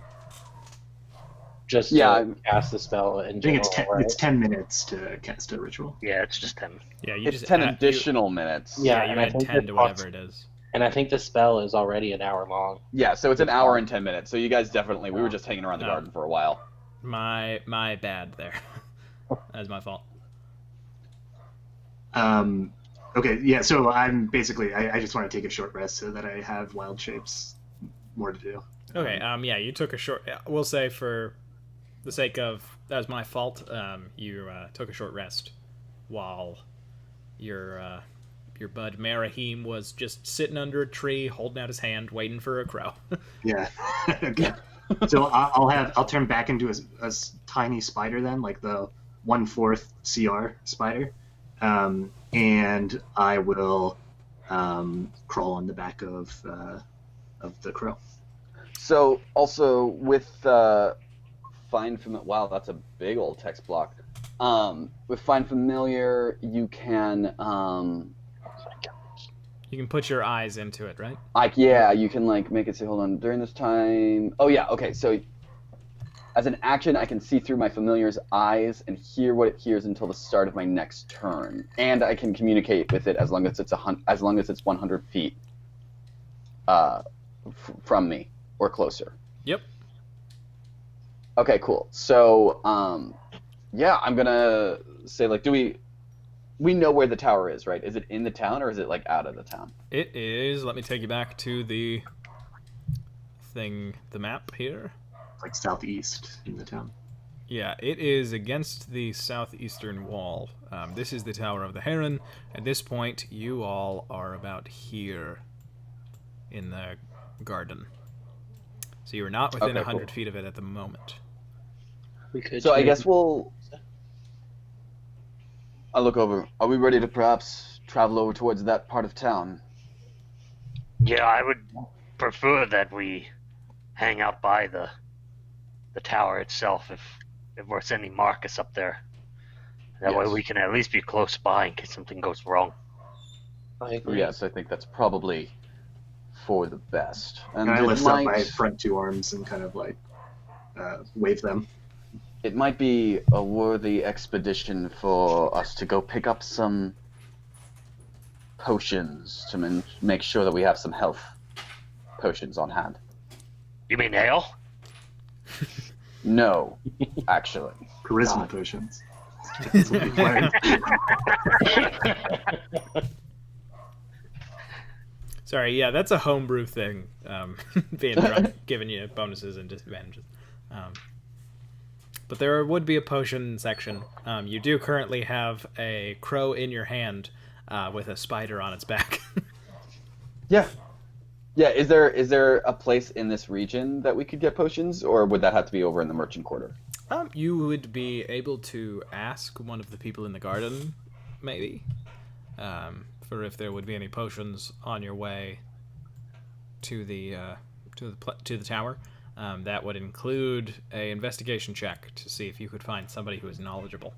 Well, and just out of character, I mean, there's a time limit on the wild shape too, so we probably don't want to dilly-dally too long. Okay, cool. How long is that time limit? Do you know? It's 2 hours for right now. Okay, so that's okay. Yeah, I'll ask one of the people in the garden. Sure. Investigation check first off. Aka, while your tieflin fellow is looking around, a group of small children run up to you. They are mostly humans and dwarves. They look to be about average age is like 9. And one of them walks up to you, and he seems a little bit more confident than the others, like maybe he's the leader of this pack. And he walks up to you, and he puts his hands on his hips, and he says, "Are you strong?" What do you think? And I flex my arm. And all of them go, "Whoa!" And he says, "Can you lift me?" Oh, let's see how many I can. And I just hold out my arms to my sides. I'm like, everybody grab on. You should probably put a shirt on first, Potts. No, you gotta really get your muscles. You gotta make them pop. And this is medieval times. The restaurant, our second sponsor. Now, can you make Which I only go to topless. Can you make athletics check? Sure. 13. 13. I will say that even though none of us... How many children I lift? Yes, and there are only 12, so you get all of them up there. I will say that everyone who is currently on the call, all of us together do look like the cast of the Renaissance Fair mud wrestling, which was shirtless. Oh my god. It wasn't exactly mud wrestling. It was like mud theater. They did Beowulf. It was great. You get all those kids up, and they're all like super jazzed about it. Just basically, you entertain a group of children while Marahim goes and finds an adult who seems maybe kind of affluent. And she turns to you and says, "Yes, what is it you're after?" I was wondering if you'd be aware of any apothecaries or alchemists along the way towards the Tower of Heron. Oh, I suppose I would be. Yes. There is a small potion shop. It doesn't have a sign. It's a bit underground. Not literally, it's not underground. You'll come to a building that has green tiles and a black door. And if you go straight from here towards the tower, I believe. And inside there will be a number of potions that would be quite useful, I think. Wonderful. Thank you so much. Of course. Are you Fantastic. a member of the Lion's Hope Order? She says and points at your pauldron. Oh, yes. Oh, I knew a man once who tried to join. He did not make it through. Not everyone he's does. alive, but he did not pass, so to say. Is it true that your numbers are waning?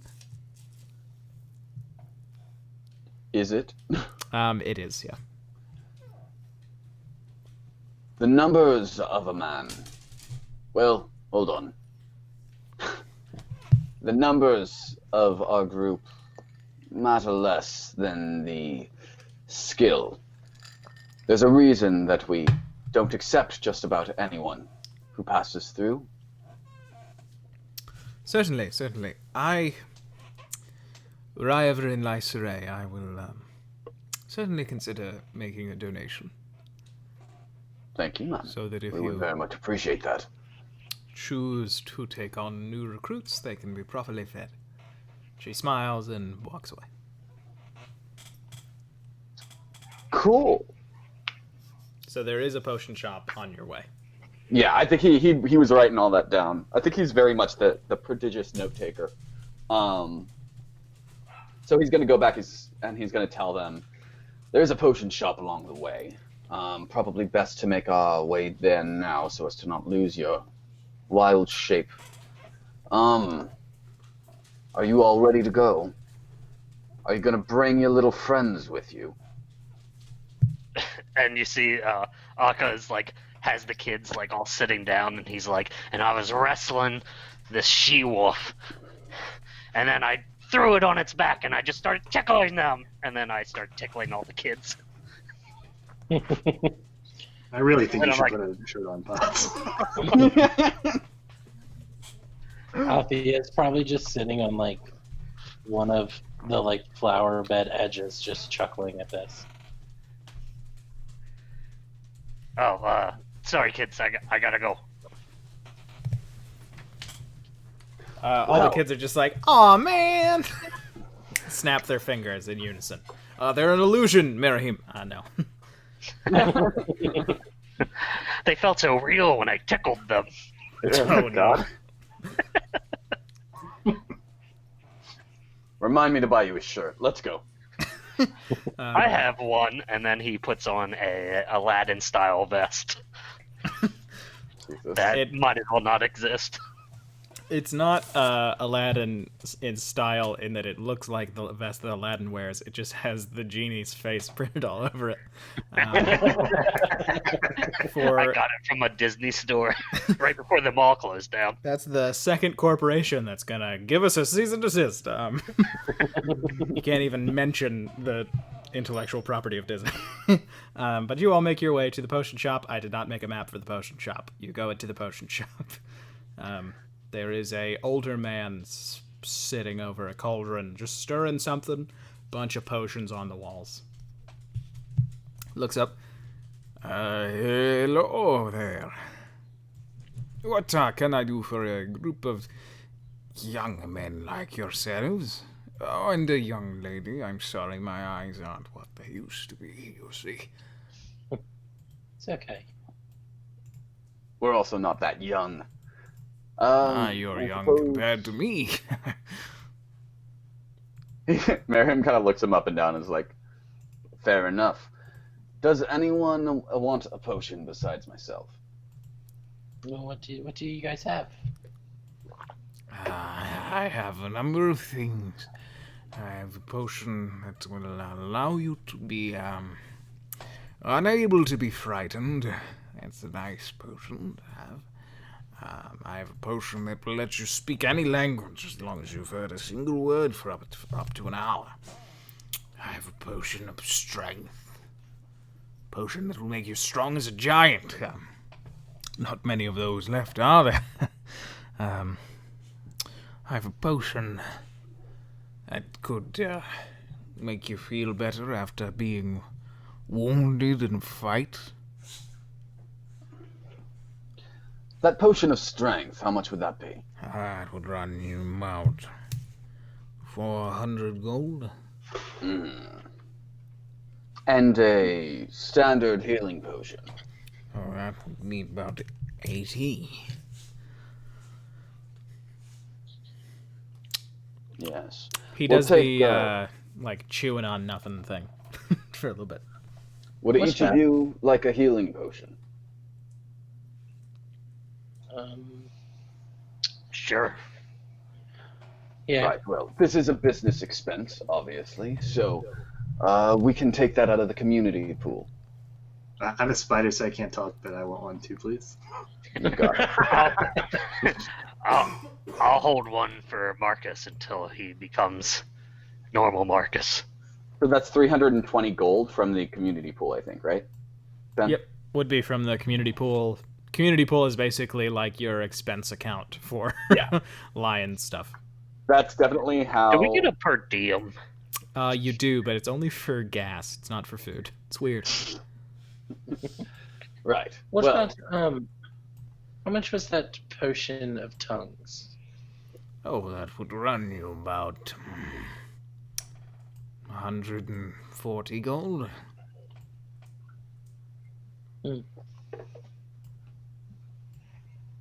Oh shoot! I know like we two extra. are part of the Lion's Hope, if that's. Let me roll to see if that means anything to him. His eyes go wide, and he says, "Oh, you know, my uncle was a member of the order. Oh, really? That was a long time ago." My parents were both in the order. It's all I've ever wanted to do myself. I didn't have any inclinations towards adventure, but I certainly loved the stories. Perhaps I could be convinced to go a bit lower for the potion.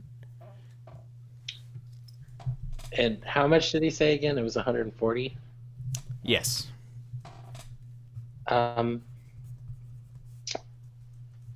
Maybe. Is there any way that you could?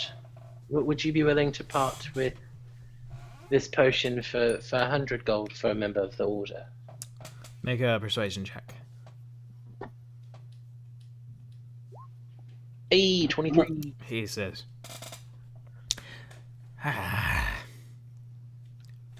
I'll call it 95. How about that? Oh, that would be wonderful. Thank you. Sorry, my dogs are very disrespectful. Oh no, dogs will be dogs. They do sound adorable. You see the dogs and they're not. But he gives you the potion, and he gives you all the healing potions. Thank you so much, sir.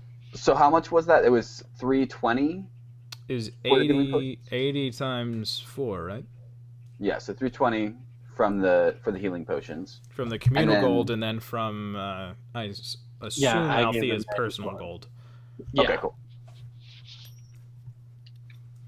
Yeah. Felt like that would come in handy for someone who is meant to be a spy. Fair enough. Since this guy like deals with things that like mix into potions and healing potions and stuff, does he happen to have a healer's kit that he sells? I do Or would have that- a few medical boxes. What interests you there, friend half-orc? Oh, it's just good to always have some wrappings and some rubbing alcohols and such to in case a wound. Of course, I understand. I happen to have them. I would be willing to part from a kit of supplies for 15 gold. Oh, I'll take that. Very nice. Okay. And he doesn't sound like a creep when he says that. He just sounds like an old dude. He goes and gets you one, and he gives it to you for 50. Oh, 50? No, 15. 15. Okay. Sorry, that was... Yeah, that's what I thought I heard at first. Yeah, my old, kind of British, kind of Italian man is better at enunciating than my real Midwestern accent. Well, is that all you asked? Is that all you all need?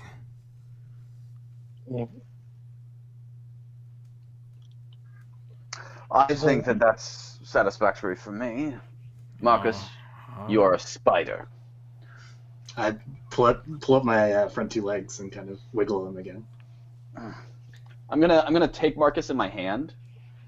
Actually, I'm gonna cast a mage hand, and it's gonna float over to Marcus. On really quick, Marahim, which arm are you missing? my left. Every still time you has his cast right. every time you cast Mage Hand, it is a left hand.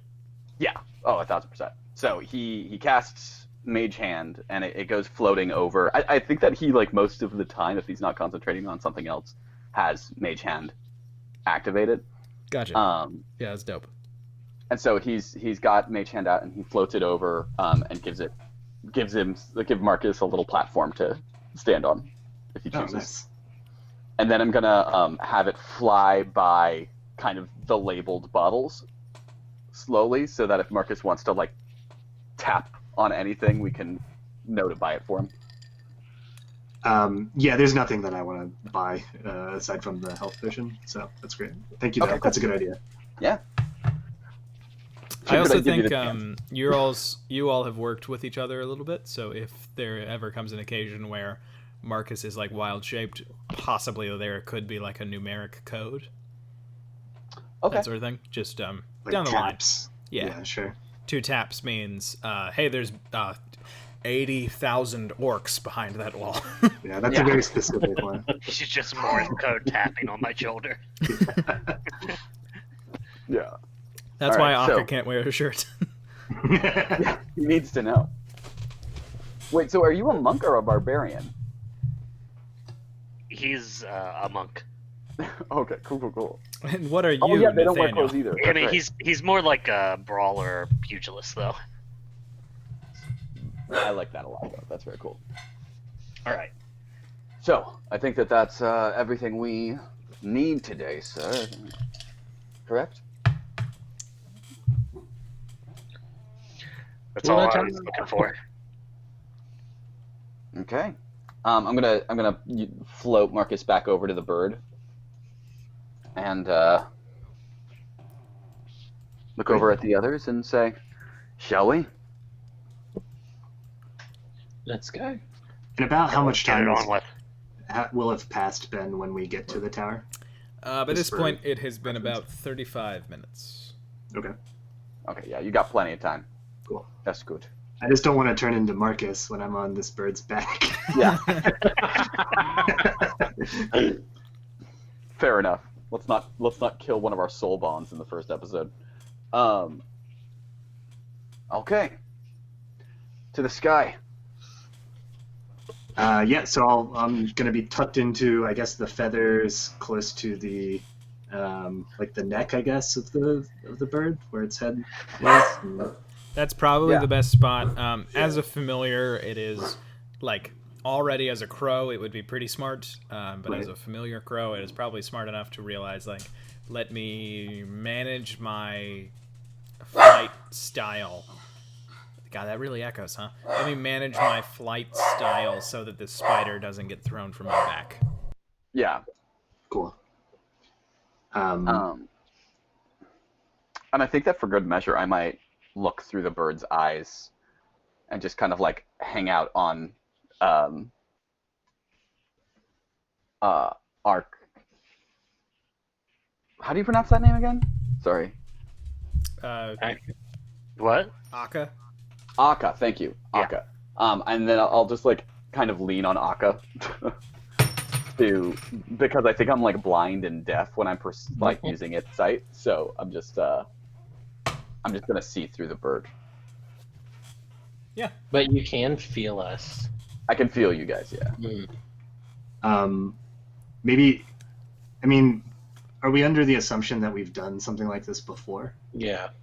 I would think so. Yeah. Is there a way that I can do like taps to make the bird fly like left or right? I think that's totally fair. I Or think do you that you think can that just that- tap on the side Yeah. and it'll know which way to go. I mean, Because also- Ben, how do you feel about that? I think that Marcus has a. Marcus. I can do I can do animal handling. No, If you- I'm just trying to. I'm just putting this through my sort of thoughts, just out loud. I think yes, but I think that because Marcus, in particular, the spider is a common shape for him. I think that this would be a form that is familiar to, the raven familiar of Merahim, or the crow familiar of Merahim. Like this is a Right. sort of standard thing that the crow has gotten used to. Yeah, this is like my go-to. Even when I'm just like traveling, sometimes I'll turn into a spider for like an hour or two. So I think that this makes sense. Yeah, if you were like your frog shape, I think the crow would be like, I have no clue what this means. Right. No, and I feel like they've probably done this like scouting maneuver a lot because of how common crows are and how small your little spider I agree. is. Yeah. Okay, cool. Okay, so just all of a sudden, Aka Merahim goes limp next to you. Not exactly limp, just not active. Weekend at Bernie's it, you know? Yeah. Yeah, I just palm the top of his head to make sure that he stands up straight. Yeah. And Marcus, you are met with the familiar feeling of not only not being a animal with flight, but being a animal with no understanding of gravity, as you are taken up into the air by this raven, or is it crow? By this crow, and you are seeing through your crow's eyes, Merahim. Another thought, real quick, Ben. I think that maybe Marcus would spin some webs on the back of the crow to like. That's cool. Yeah. To create a little web saddle. To create like a just to keep me in a little better. So. Yeah, no, I love that. If he taps the right wing, that means turn right. If he taps the left wing, that means turn left. Yeah. If his little leg kicks over his eyes and starts swirling around, that means yeehaw. Yeah, you make a web saddle basically. Yeah. And a little web cowboy hat as Gerald takes off in flight. You fly around the tower. Let me show you all the tower.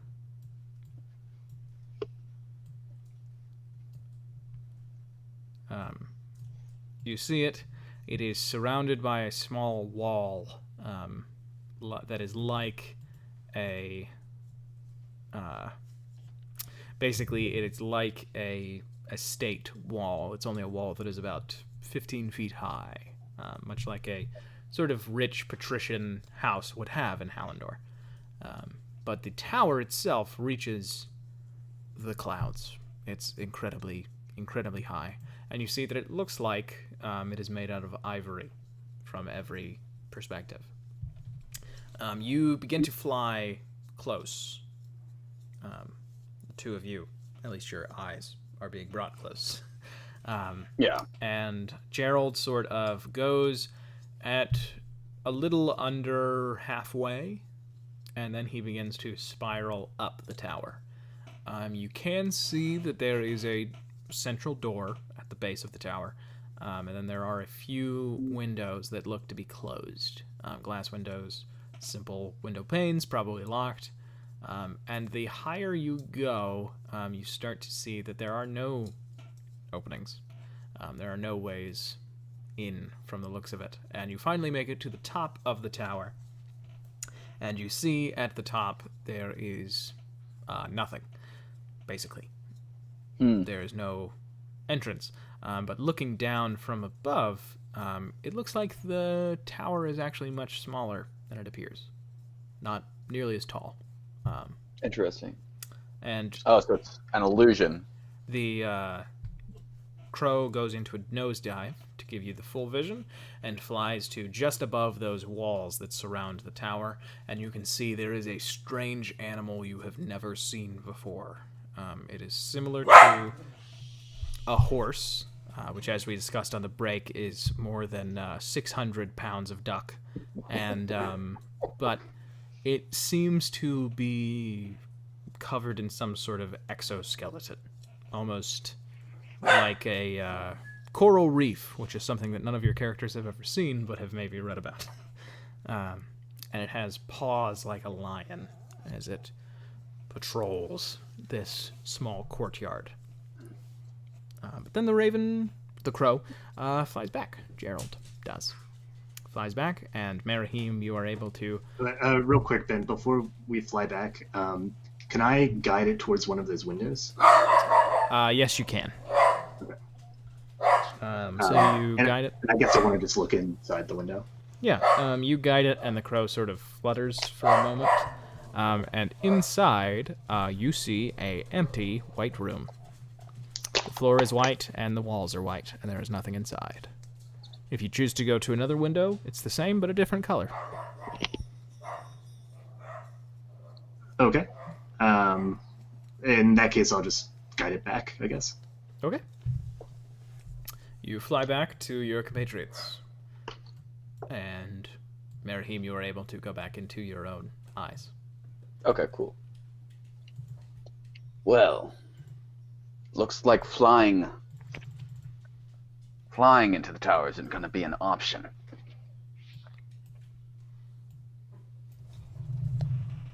I'll get off the crow's back and onto the ground and turn back into a halfling. And I'll say, yeah, there's some strange creature there with some sort of armor on it. I couldn't really understand what it was. Maybe some sort of sea thing about the size of a horse. So you didn't recognize it either? I'd never seen anything like that. Yeah, nah, I didn't understand what it was. Like what? You guys still haven't described what it looked like. It was big. It was like a horse. It was like a Yeah. horse with an exoskeleton. Some sort of coral reef? Like coral armor. Sure, like if you've ever seen a coral reef in a book.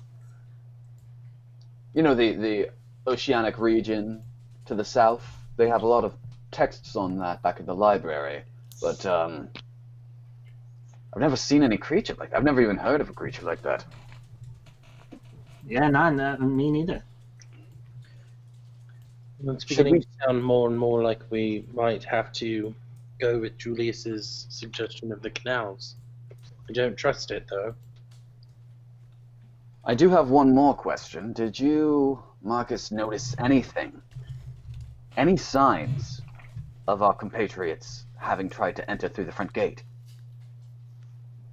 Nah, I didn't see them at all. I didn't either. And Ben, there weren't any scratches or dinks or anything that we would have noticed, right? The tower was pristine. The monster that you saw was uninjured. Do we know the people who were sent on that part of the mission? It is likely that you do. I do not have their names or backstories for you. Fair enough. It was a group that is higher in the esteem of the Lion's Hope than you all are. It's not exactly like them to just not even try, is it? I think we should take the canals. It's probably the only chance that we have, because maybe you noticed something I didn't, but I didn't see any entrance into the tower that we could possibly hope to get through. Nah, yeah, I think we should go to the canals as well. All right. Head that way. Yeah, let's do it. Yeah? Okay. Unless Althea has any objections. No. Okay. So you all choose to take the go by way of the canal. I'm going to be right back. Okay. Keep your eyes open, everyone. I don't like this. So you all going through the canals, you find yourself, you make your way to a nearby canal. There is you understand the sort of layout of the system. It is similar to other cities within the Empire, where there is a mixture of underwater or underground water used and then natural water. So the canal seems to make use of that. There is a sort of natural, just for aesthetics sake, like canals that seem to be designed to flow in a way that is aesthetically pleasing. And there is one that is near to the tower. Within that 100 feet that you have already gotten, there is one, and you can see sort of from where you are. And I'll say even, Marcus, you saw it as a spider from the sky. Like you saw, Sure. looking down, that there is a canal that seems to flow beneath the tower. So going over there, you do see there are a number of boats that are just kind of unattended. So This you is could. awfully convenient. Can I look around and make sure that they're unattended? Yeah. Make a perception check. 19. 19. There is a drunk middle-aged man sitting near one of the boats, and he takes a big old swig, and he looks from Marcus to Akka to Merahim to Althea. He kind of gives you a look and he says, "Bit of an odd family, this one. You all interested in a ride?" Maybe we could just rent it from you. Oh, sure, that's a little bit more coin. But that'd be 5 gold for an hour. An hour? What would like 2 be? 2 hours, would be... Probably like 7. Yeah, 15 gold, I think. that doesn't make any sense. Doesn't add up. Marcus, make a persuasion check.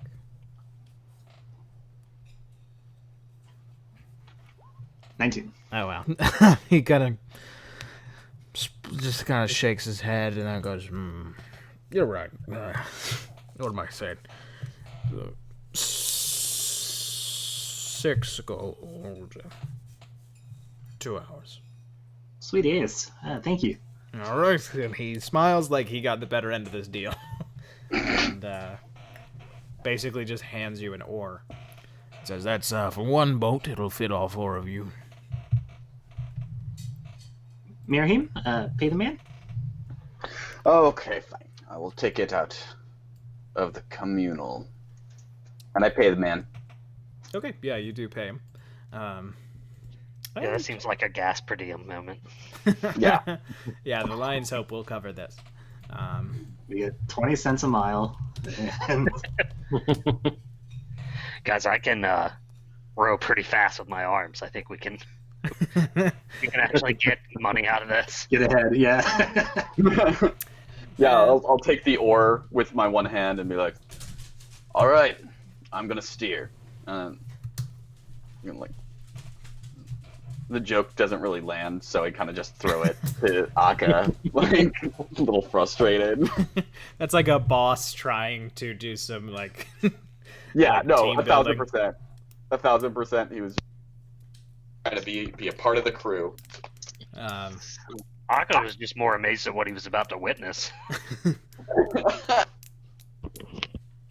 Althea just pats him on the shoulder. And you all get into your boat, and you sort of row along for about 5 minutes. And you start to notice that you are passing what looks like they are these small tunnels that go sort of off of this main canal path. And the water seems to flow. Sorry? I said Althea is definitely keeping her eyes peeled. She doesn't trust this at all. Okay. You all make your way into... Sorry. You see these sort of little tunnels that seem to be from other...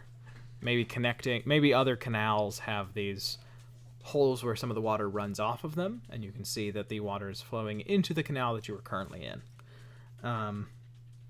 As you're rowing, everybody make a perception check. Althea with advantage, since you are being vigilant. 11. 11?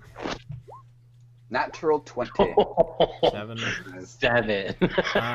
Okay, rowing along, you all don't really hear much until, with that natural 20, Merahim, you actually do not see something, but you hear something.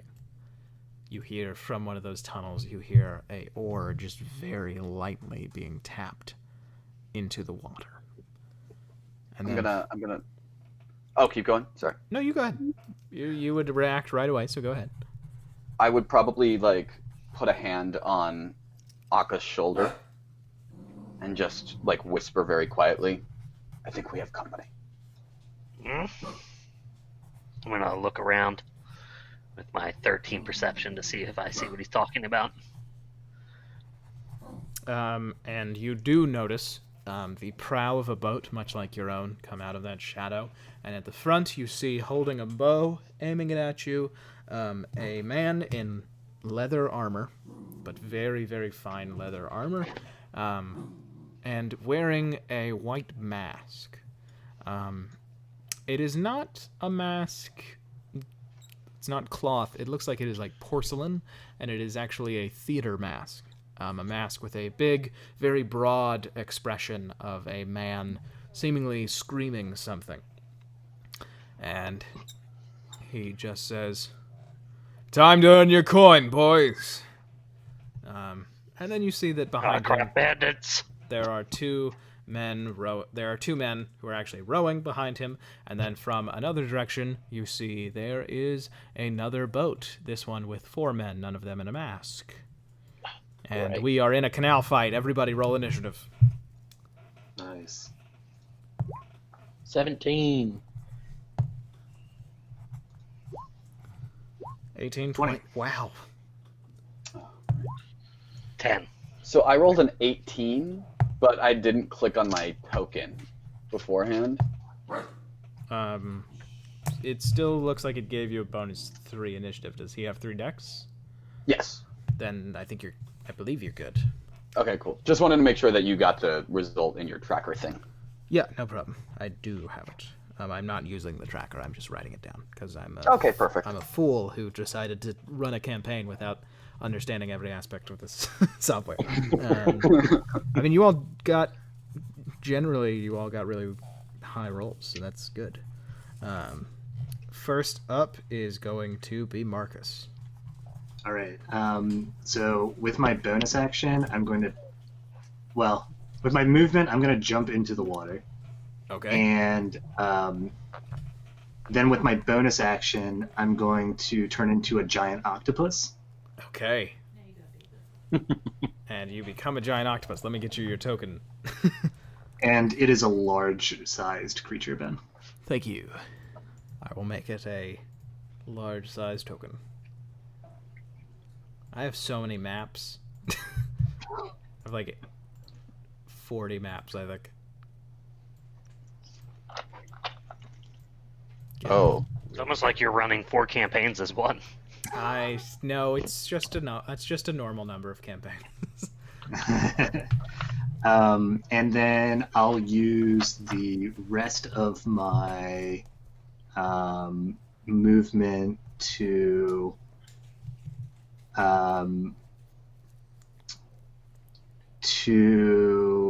try to capsize this boat.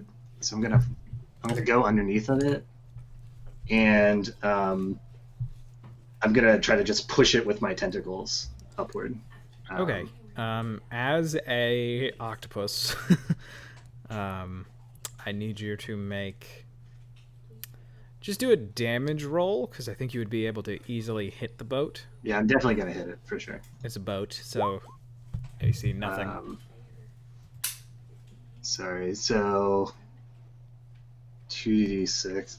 I didn't realize that it didn't. Yeah, I on think because it's NPCs. a journal thing that we've taken. Yeah, Yeah. that's my fault. We could have done this before. I'm sorry. Okay, so that's 8 damage. It looks like Okay, bludgeoning. you tear a hole in the hull of this small boat, but it seems like at least for the moment it's all right. It's doing okay. Sure. And then since it's tentacles, it says that in the tooltip, but maybe I could have clicked on the tentacles thing. Anyways, obviously I'm not like grappling the ship, but I think that the suction cups are like attached to the bottom of the ship. Yeah, and I think that basically you can choose to either ride with the ship, or you can stop its forward motion. Okay, cool. Because at the end of the initiative order, each round, the ships are going to move. Okay, sounds good. So that's what I will do to start out. Okay, cool. That is a cool first round where you all basically saw your little halfling buddy jump into the water, and then octopus attacked this boat.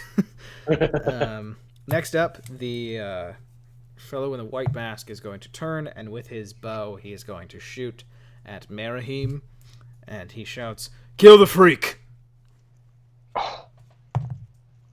That is a 22 to hit. So that will hit. Okay. It's a short bow. Let me use the correct dice because I'm not a buffoon. It's maximum damage. You take 8 points of piercing damage. Okay, that is his turn. And then it is one of the bandits in this boat. And he is going to come to the very back, and he is going to lift a hand axe, and he is going to throw it past Merahim at Akka. That is a 17 to hit. That's my armor class. It hits. Okay. You take 5 points of slashing damage. Okay, I'm going to... Does this count as a missile? I think it would. I think so. Yeah, when you were hit by a ranged weapon attack is what it says in the description. Yeah, I think that would count. If you can stop I'll a use my crossbow reaction bolt. to deflect missiles. So I'll roll 1d10 plus my dex mod plus my monk level. Wow. If you can block a crossbow bolt, I feel like you'd be able to snatch a throwing axe out of the air. Yeah.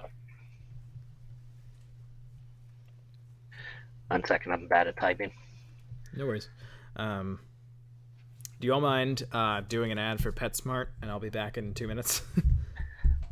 Akka just snatches the hand axe out of the air. Now, please tell us about the deals, Nathaniel. At PetSmart right now, if you go there, you can buy all the bats you need to give coronavirus to all your neighbors. Oh my god. Oh my goodness. PetSmart, where you realize that you really don't have any spells for fighting. Yeah, I think about that every time I go to PetSmart.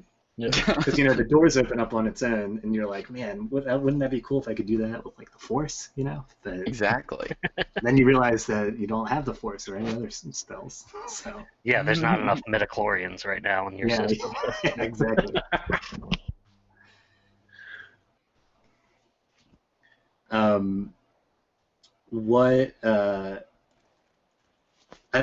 don't know if you guys have seen Marcus turn into a giant octopus before.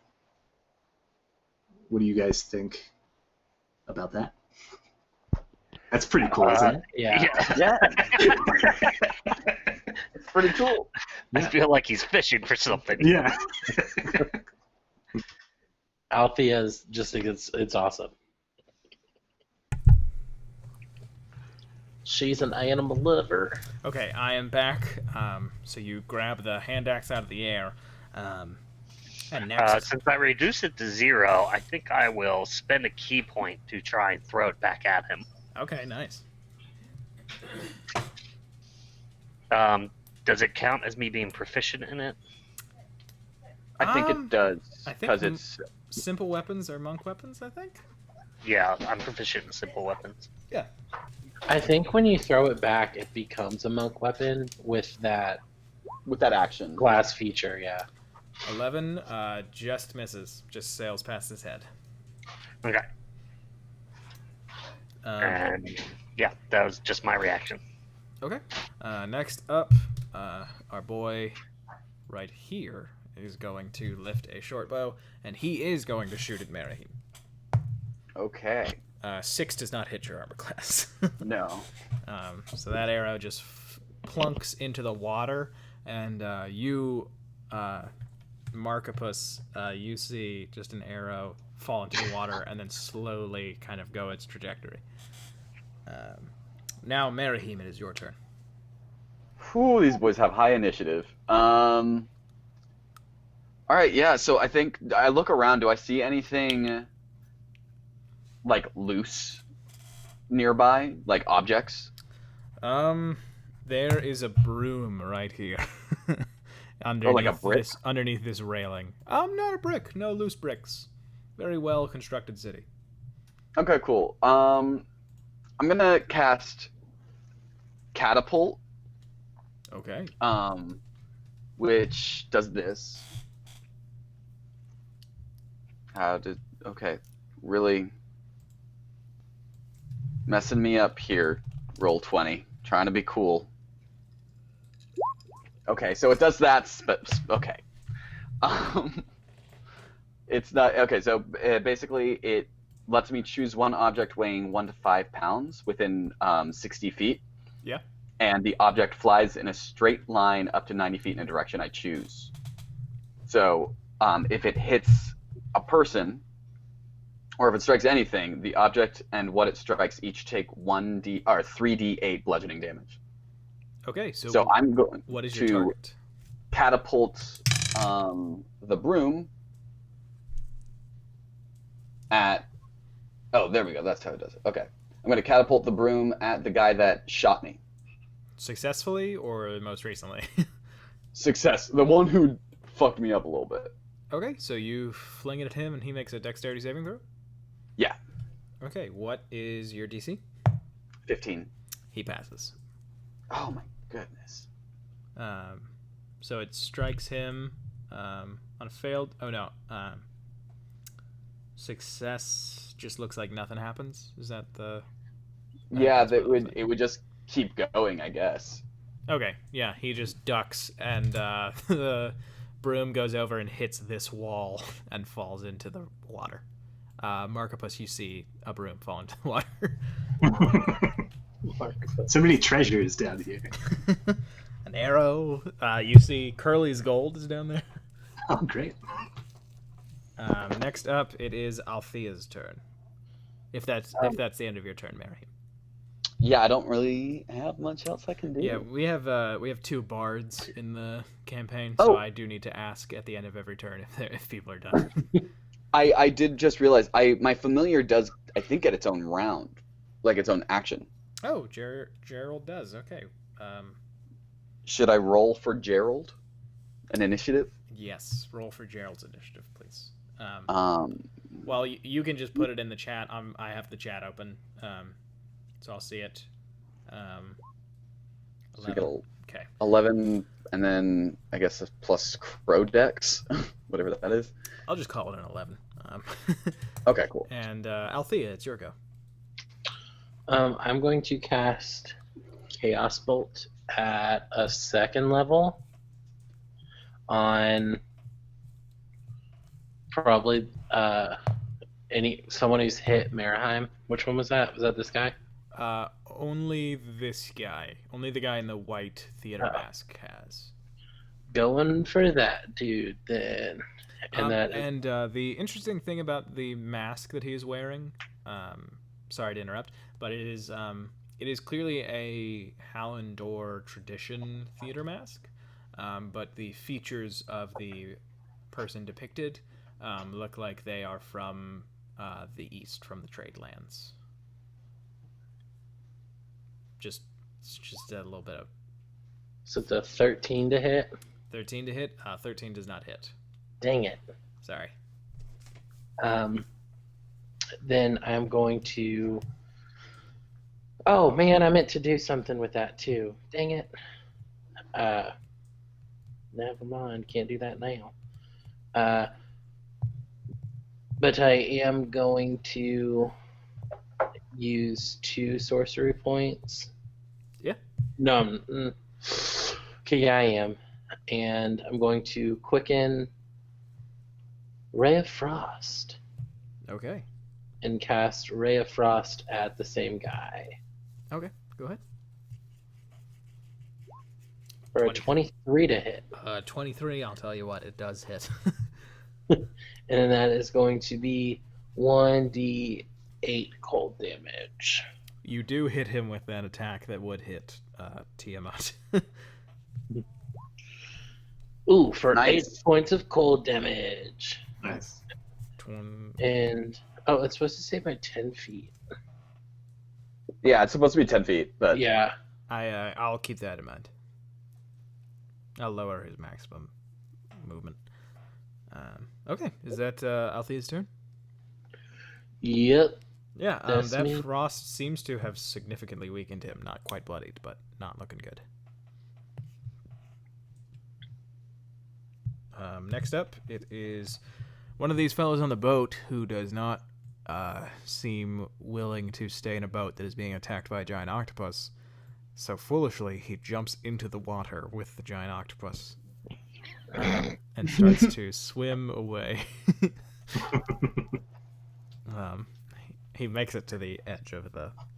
Would Marcus happen to get an attack of opportunity for that? He would. Would you want to move one of your tentacles off the boat? It would make holding on to the boat harder. In the event that you want to... only if you want to slow it. If you want to just ride with it, no worries. But if you do want to slow it, it would make it... It would just raise the DC a little bit. Yeah, I mean, I think that, he would reach out and try to whack him. Okay.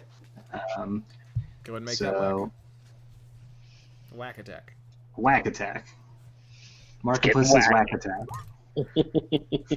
I don't like that. All right, so that's 22 to hit. 22 does hit. And 14 bludgeoning. All right, you have you basically swat this bandit, and he falls to the bottom of the little canal, and then floats up to the top dead. No airbags. He's no longer with us. And maybe, I mean, it seems silly that one tentacle would do that, because it seems like the attack is for all of the tentacles. So maybe one tentacle is 1d6. I don't know. I think you killed him. Okay, I'm happy to kill him. I'm maybe- just saying for the future. Yeah, maybe you only have 2 tentacles attached to the boat at the moment. How about Okay, that's fine. Yeah, that's a good compromise. Then next up, it's one of the bandits back in this boat. He is going to come over, and he is going to fire a arrow at Althea in the back of the boat. They each have different perceptions of what freak meant when the guy in the mask said it. Are they? Do they have any cover by me being in front of them? I think she would. With Althea? Yeah, I think she would. I don't know what that means. I'm just. No, I think that she would. So let me... 14 to hit, Althea. Shield. You cast shield? Yep. Okay, so the arrow flies towards you, and what does Althea's shield look like when it is cast? She quickly flourishes her hands, and this just blue spectral lion's head just pops up in front of her. Nice. I think that it shows up and like roars. Oh yeah. Oh, the that's arrow cool. flies into the mouth, and it just gets chomped down when the lion closes its mouth. Yep. Yeah, that's cool. And My AC, I think, goes up by 5 until the end. yeah, shield is. On my next turn. I think it's just for that attack. For No, shield is until the end of your turn. Oh wow. Or until Or the start of your yeah. Oh wow. Okay, I didn't realize that. That's cool. It's a good spell. No, shield. I always thought the shield rolled just for being like, you don't hit me, actually. But, yeah. Okay. Then, yeah, that happens to the arrow, and it's gone. Next up, it is this bandit who is rowing in the boat, and he just keeps on rowing. Then it is Gerald's turn. What does Gerald want to do? I think Gerald is gonna go ahead and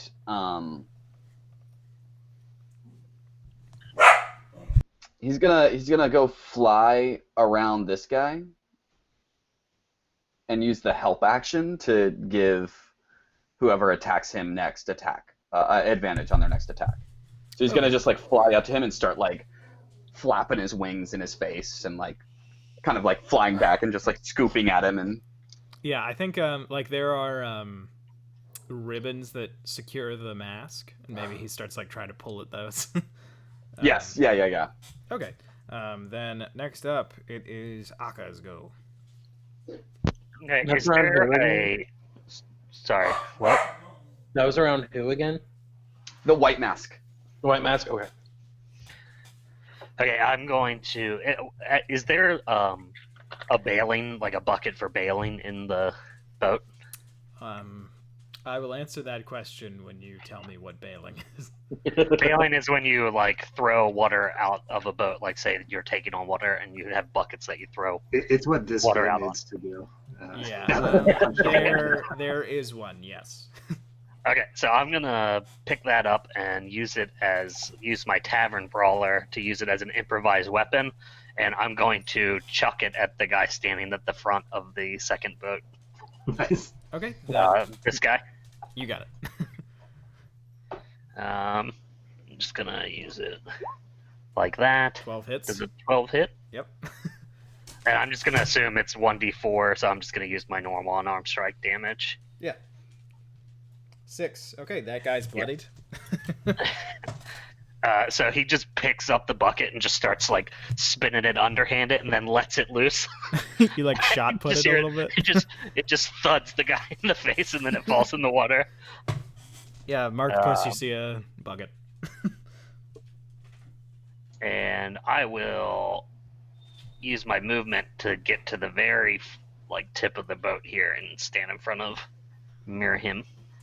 Yeah. Okay. And end my turn. Sure.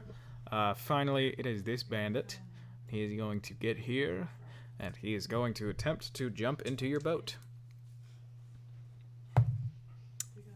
He succeeds. He jumps over next to you, Merahim, but he does not have an action. And we will go back to the top of the order. But before we do that, all of the boats move.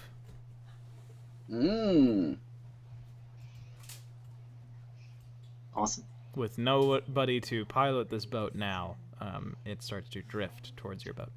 And now, Marcus, it is your go. So just a question on the hole that I poked in it. Did it go slower because of that, or anything like that? I would say yes, probably. So I'm gonna make it just be abreast of Ural's boat. Rest. And it is probably going to begin to sink, just not in that 6 seconds. Right, sure. I'm going to crawl up onto the side then, Yeah. and I can hold my breath for an hour outside of water. This is terrifying. Yes. Yeah.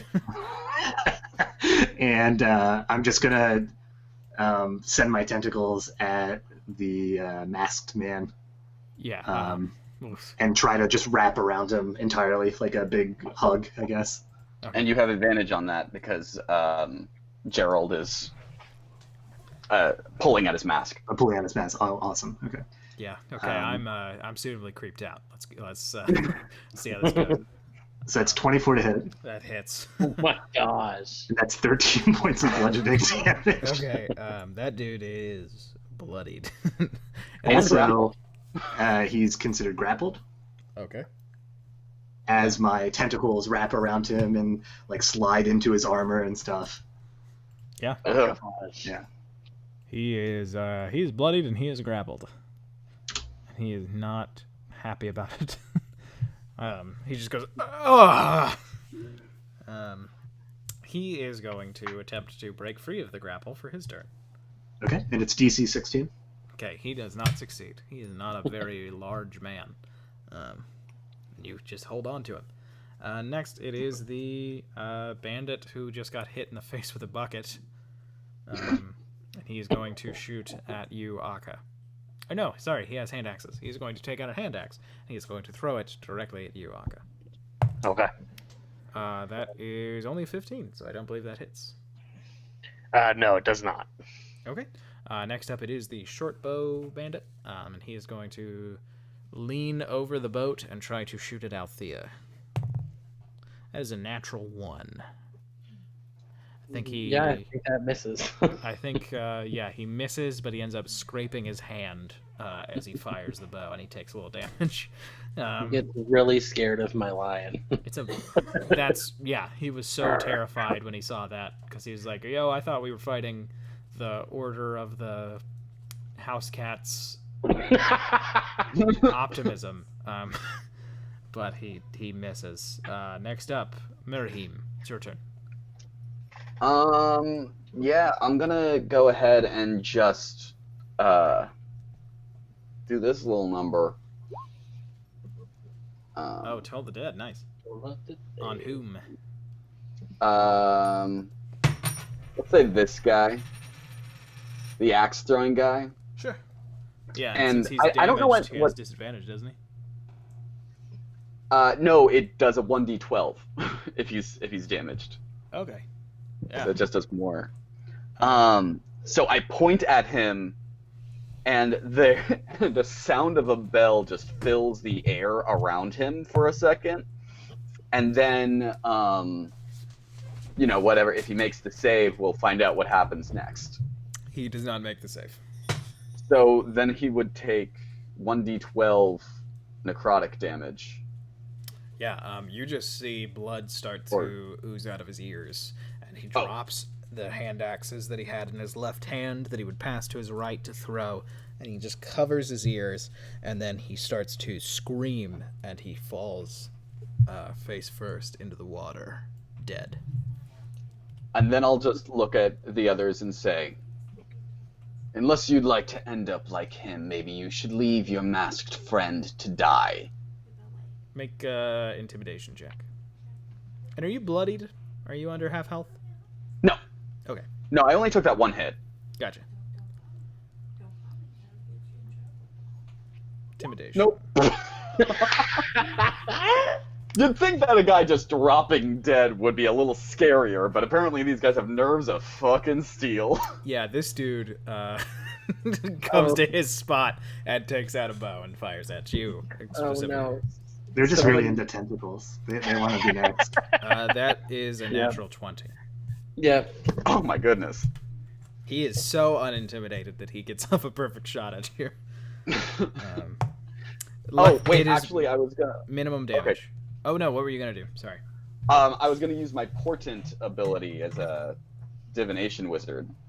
Oh, okay, cool. But that's fine, don't sweat it, it's all good. No, if you were going to do something at the end of your turn, I did not clarify. This is why I try to clarify. So, you go ahead.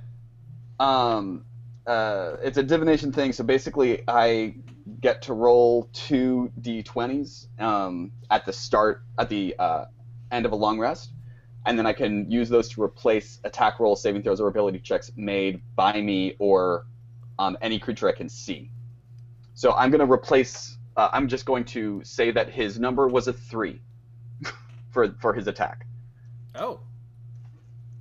Okay. So I don't have the 3 anymore, but I still have my 16 that I rolled at the start of the stream. Okay. Nice. Yeah. He's got a 3. He fires the arrow and it just planks into the water behind your boat. Nice. That's a good use of it. Then next up, it would be a bandit who jumped into the water. So, R.I.P. to him. Then it would be... no, we go to Gerald next. Wait, did you skip me? Did I? Yes, my pencil was covering you. I'm sorry. Althea, it's your turn. I am going to use I'm going to use 2 more of my sorcery points, and so I'm out of those. And I'm going to try Chaos Bolt again. That means I can target 2 people. Okay. Nice. I'm going to target Grappled Boy. Does that mean I get advantage if he's grappled? On a spell attack? Let me double check. I think it's the restrain that makes it so that he can be. Okay. It looks like the tentacles thing does restrain. Yeah, it says the target is restrained. Yeah. Okay. Yeah, I think you have advantage. All right. So I'm going to roll advantage on this guy and then on this guy. Because twinning, you can... If it doesn't already target 2 people, then you can make your spell target a second person. Sure. And so my advantage on Chaos Bolt. Ooh, 2 blasted 20s. Yeah, that hits. So it's going to be 2d8 plus 1d6. And if the 2d8, I'm going to choose the first d8 to determine the damage. Hold on, let me put the the spell block in the chat. Oh, whoops! It's not what I meant to do.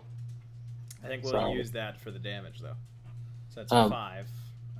Well, I think those are like Yeah, those are the rolls. So the left side is the 2d8 and the right Oh. side is the 1d6. Well, you have to see the specific d8s. So the specific D8s were a 1 and a 4. Yeah, from the looks of it. If you hover over the number, it shows you what you rolled. Oh, wait. Then why is it adding a +4? Because it's not supposed to add any. It's because So those are the 2d8. those are the 2 different Yeah. 8-sided dice rolls. Oh, okay. So then I said the first one was going to be the damage type. So let me give you the spell card. Okay, then you can just do another roll of a. So it would be 1 is what it was. Okay, so you do acid damage. You do Yeah. 4, and then you can just roll another d8 naturally for the damage. Oh, I think it was a 1 and a 4 for the d8s, and then the 1d6 was a 4. The 2 d8s were a 1 and a 4, and then the d6 was a 4. Right, but if you if we're saying that 1 was to determine the damage type. Oh, well, it's still part of the damage roll. Oh, okay. It's just you choose one of them. Right. Yeah. Okay. So then 9 damage on that chaos bolt, and that hits the restrained man. Somehow, miraculously, doesn't hit the octopus, because that man, everything about him except for his mask, is burned away by that acid, and the mask is now floating on top of the water. And then and I said I was casting it at a 2nd level, so that gets in 1 more d6.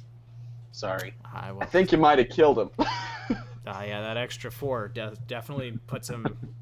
That did it. And then the damage roll or the attack roll on that guy. Oh, I just rolled with advantage again, but I'll toggle that off. no, that was me. I'm sorry. Oh, no worries. I But forgot to switch it back to normal. 24 definitely hits. Which one was it? It was this guy. Okay. And then I'm just gonna do it like this: 2d8, a 5 and a 7. The first one is the damage type. So it's lightning. So lightning. So 12 points of lightning plus 2d6. Okay, you hit him, and it is a good thing that that octopus is not in the water, because he falls in dead, and the lightning shoots through the water around you, conducting electricity, because it's magical, back to about this point. So basically just all around your boat there is like arcing lightning through this water as that guy's dead body falls in. Ooh. Okay. Next up in the order, it would be this guy who is driving this boat, well, rowing, and he just takes his old friend's spot, and is going to fire a boat. No, wait. No, yeah, he is the 12. Okay, so he is technically before Gerald and Aka, so that's my fault. He fires his bow at Althea. That's a 23 to hit. Yeah, that's definitely gonna hit. Okay. So short bow, you take 6 points of piercing damage. Okie dokie. And that is his go. Then it is Gerald. Gerald's gonna go ahead and fly over and attack this guy with help. He's gonna start like clawing at his neck and stuff to try and distract him. Yeah, gotcha. Okay, so he's distracted. Aka, it's your go. Okay. Sorry, I was muted. I am going to make an unarmed attack against this guy that just jumped onto our boat. Sure. With You weren't advantage. muted. You were just shit talking Richard. Don't give us that. I was both. Does a 19 hit? 19 does hit. I don't. Is Richard in the chat, or were you just shit talking? Yeah, it's a guy in the Yeah, he's in the chat. Twitch Yeah. chat. All right. Well, Richard, as you are a fan, I'm on your side, unless. You'll learn differently if you ever get to know him. I'm sure that now he's going to type, "I'm not a fan," so I regret. So you make your attack, you do 8 damage. This guy's bloodied. How do you punch him? Okay. Well, 1 second. That's gonna depend because I'm gonna do use a key to do flurry of blows. Yeah. So I can spend 1 key point to make 2 unarmed strikes. All right. 1 second. Take that off, and then make 2 strikes. 17 hit. It does hit. And does 22 hit? Yes, it does. Yes, it Okay. So that's 7 and 8 damage. Yeah, okay. You punch this guy, And- and he falls between these 2 boats. Okay, I do. I do not kill him though. Right. Taka does not use lethal damage unless I say otherwise. But basically, he just punches the guy right in the stomach so that he kind of like hunches a little bit, and then Akka crouches down and he grabs at the pants on his his pants right next to his knees. You're taking your pants off now too. No, I'm taking this guy's pants off. I grab his pants and I kind of like spring up and pull the legs towards me so that he like kind of pulls him off his feet, and then my head slams right into his jaw, and then his back slams onto the edge of the boat, like Right. Yeah. throwing him down. And can I use my movement to try and get on that boat that just tried to fly away from me? Yes, sorry. It is sinking, but you can. Oh. It's not sinking quite yet. Sorry. You know what? Maybe not. On second thought, I will. Was that flurry of blows? Is it a bonus action? Believe so. Yes, as a bonus action. Okay, so I'll just end my turn there. Okay. And next up, it would have been his turn, but it doesn't matter now. With nobody rowing the boat in front of you, you catch up to it. So you are now really, really close. Octopus Marcus, it is your turn. Okay, so I have a question about how you're going to rule this movement. So I have 10 on land move speed. How much of that do you think it would take to get to, like, do you think I would be able, and I also have 15 feet reach, so my tentacles theoretically could, like, go onto the boat. I'm not... I think because of how big you are, I think you would be able to bridge this gap, Yeah. basically. So I think that you would be able to get there and then hold these 2 boats together if you wanted, basically. Okay. Yeah, I'll do that then. I guess I'm more concerned about attacking these guys. I think you would be able to get there and attack them. Okay, I all right, think sounds good. So I will do that then, and I'll just wrap my tentacles around the guy at the end of the boat, and I need to find that character sheet real quick. Well, it hits. Yeah, and 7 points of bludgeoning damage on this one, Okay, he is bloodied. and then he's grappled as well. And he is grappled. Okay.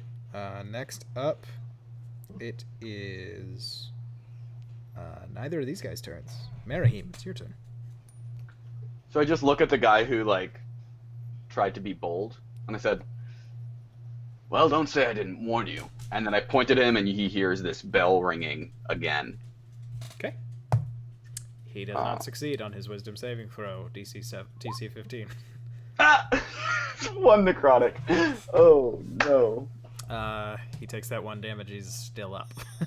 Yeah. Yep. Damn. Okay.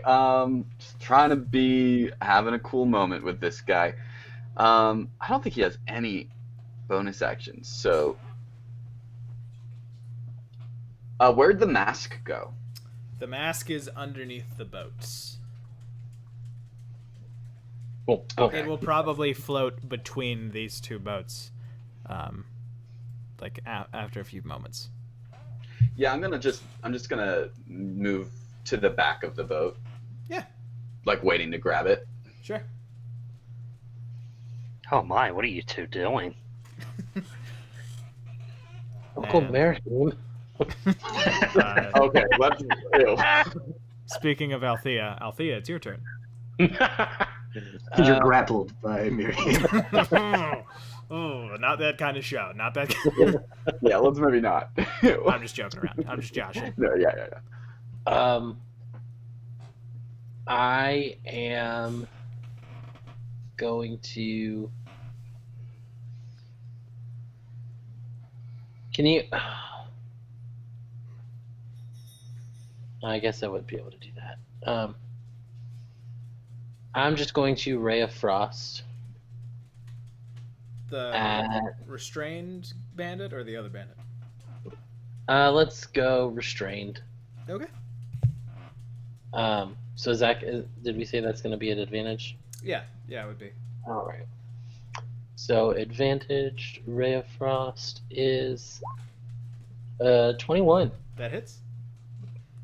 for 1d8 cold. 5. That is enough to end this fellow.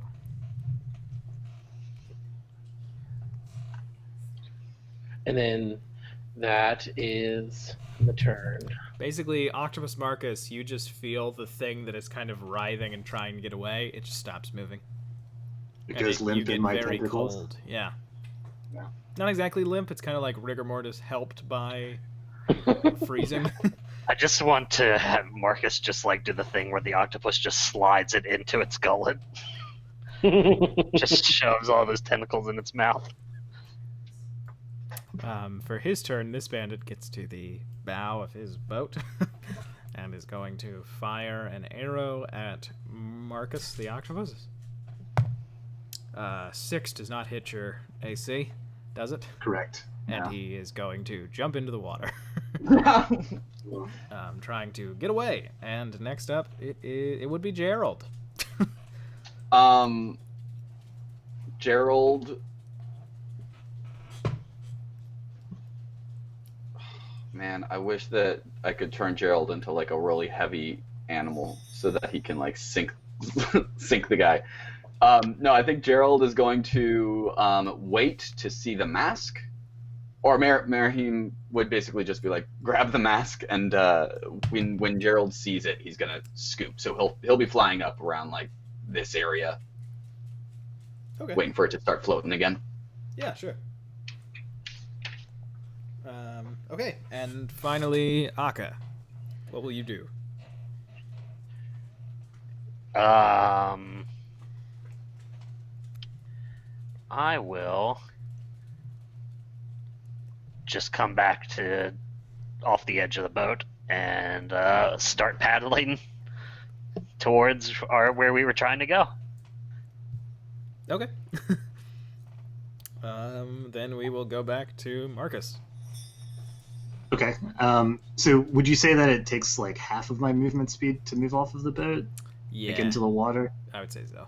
Okay. Yeah, I think that makes sense. But as an And- octopus, you can fit through any container that is not bigger than your beak. Or is that squid? Yeah. That's all right. It sounds like an octopus. Yeah, so you can slip through those boats, no problem.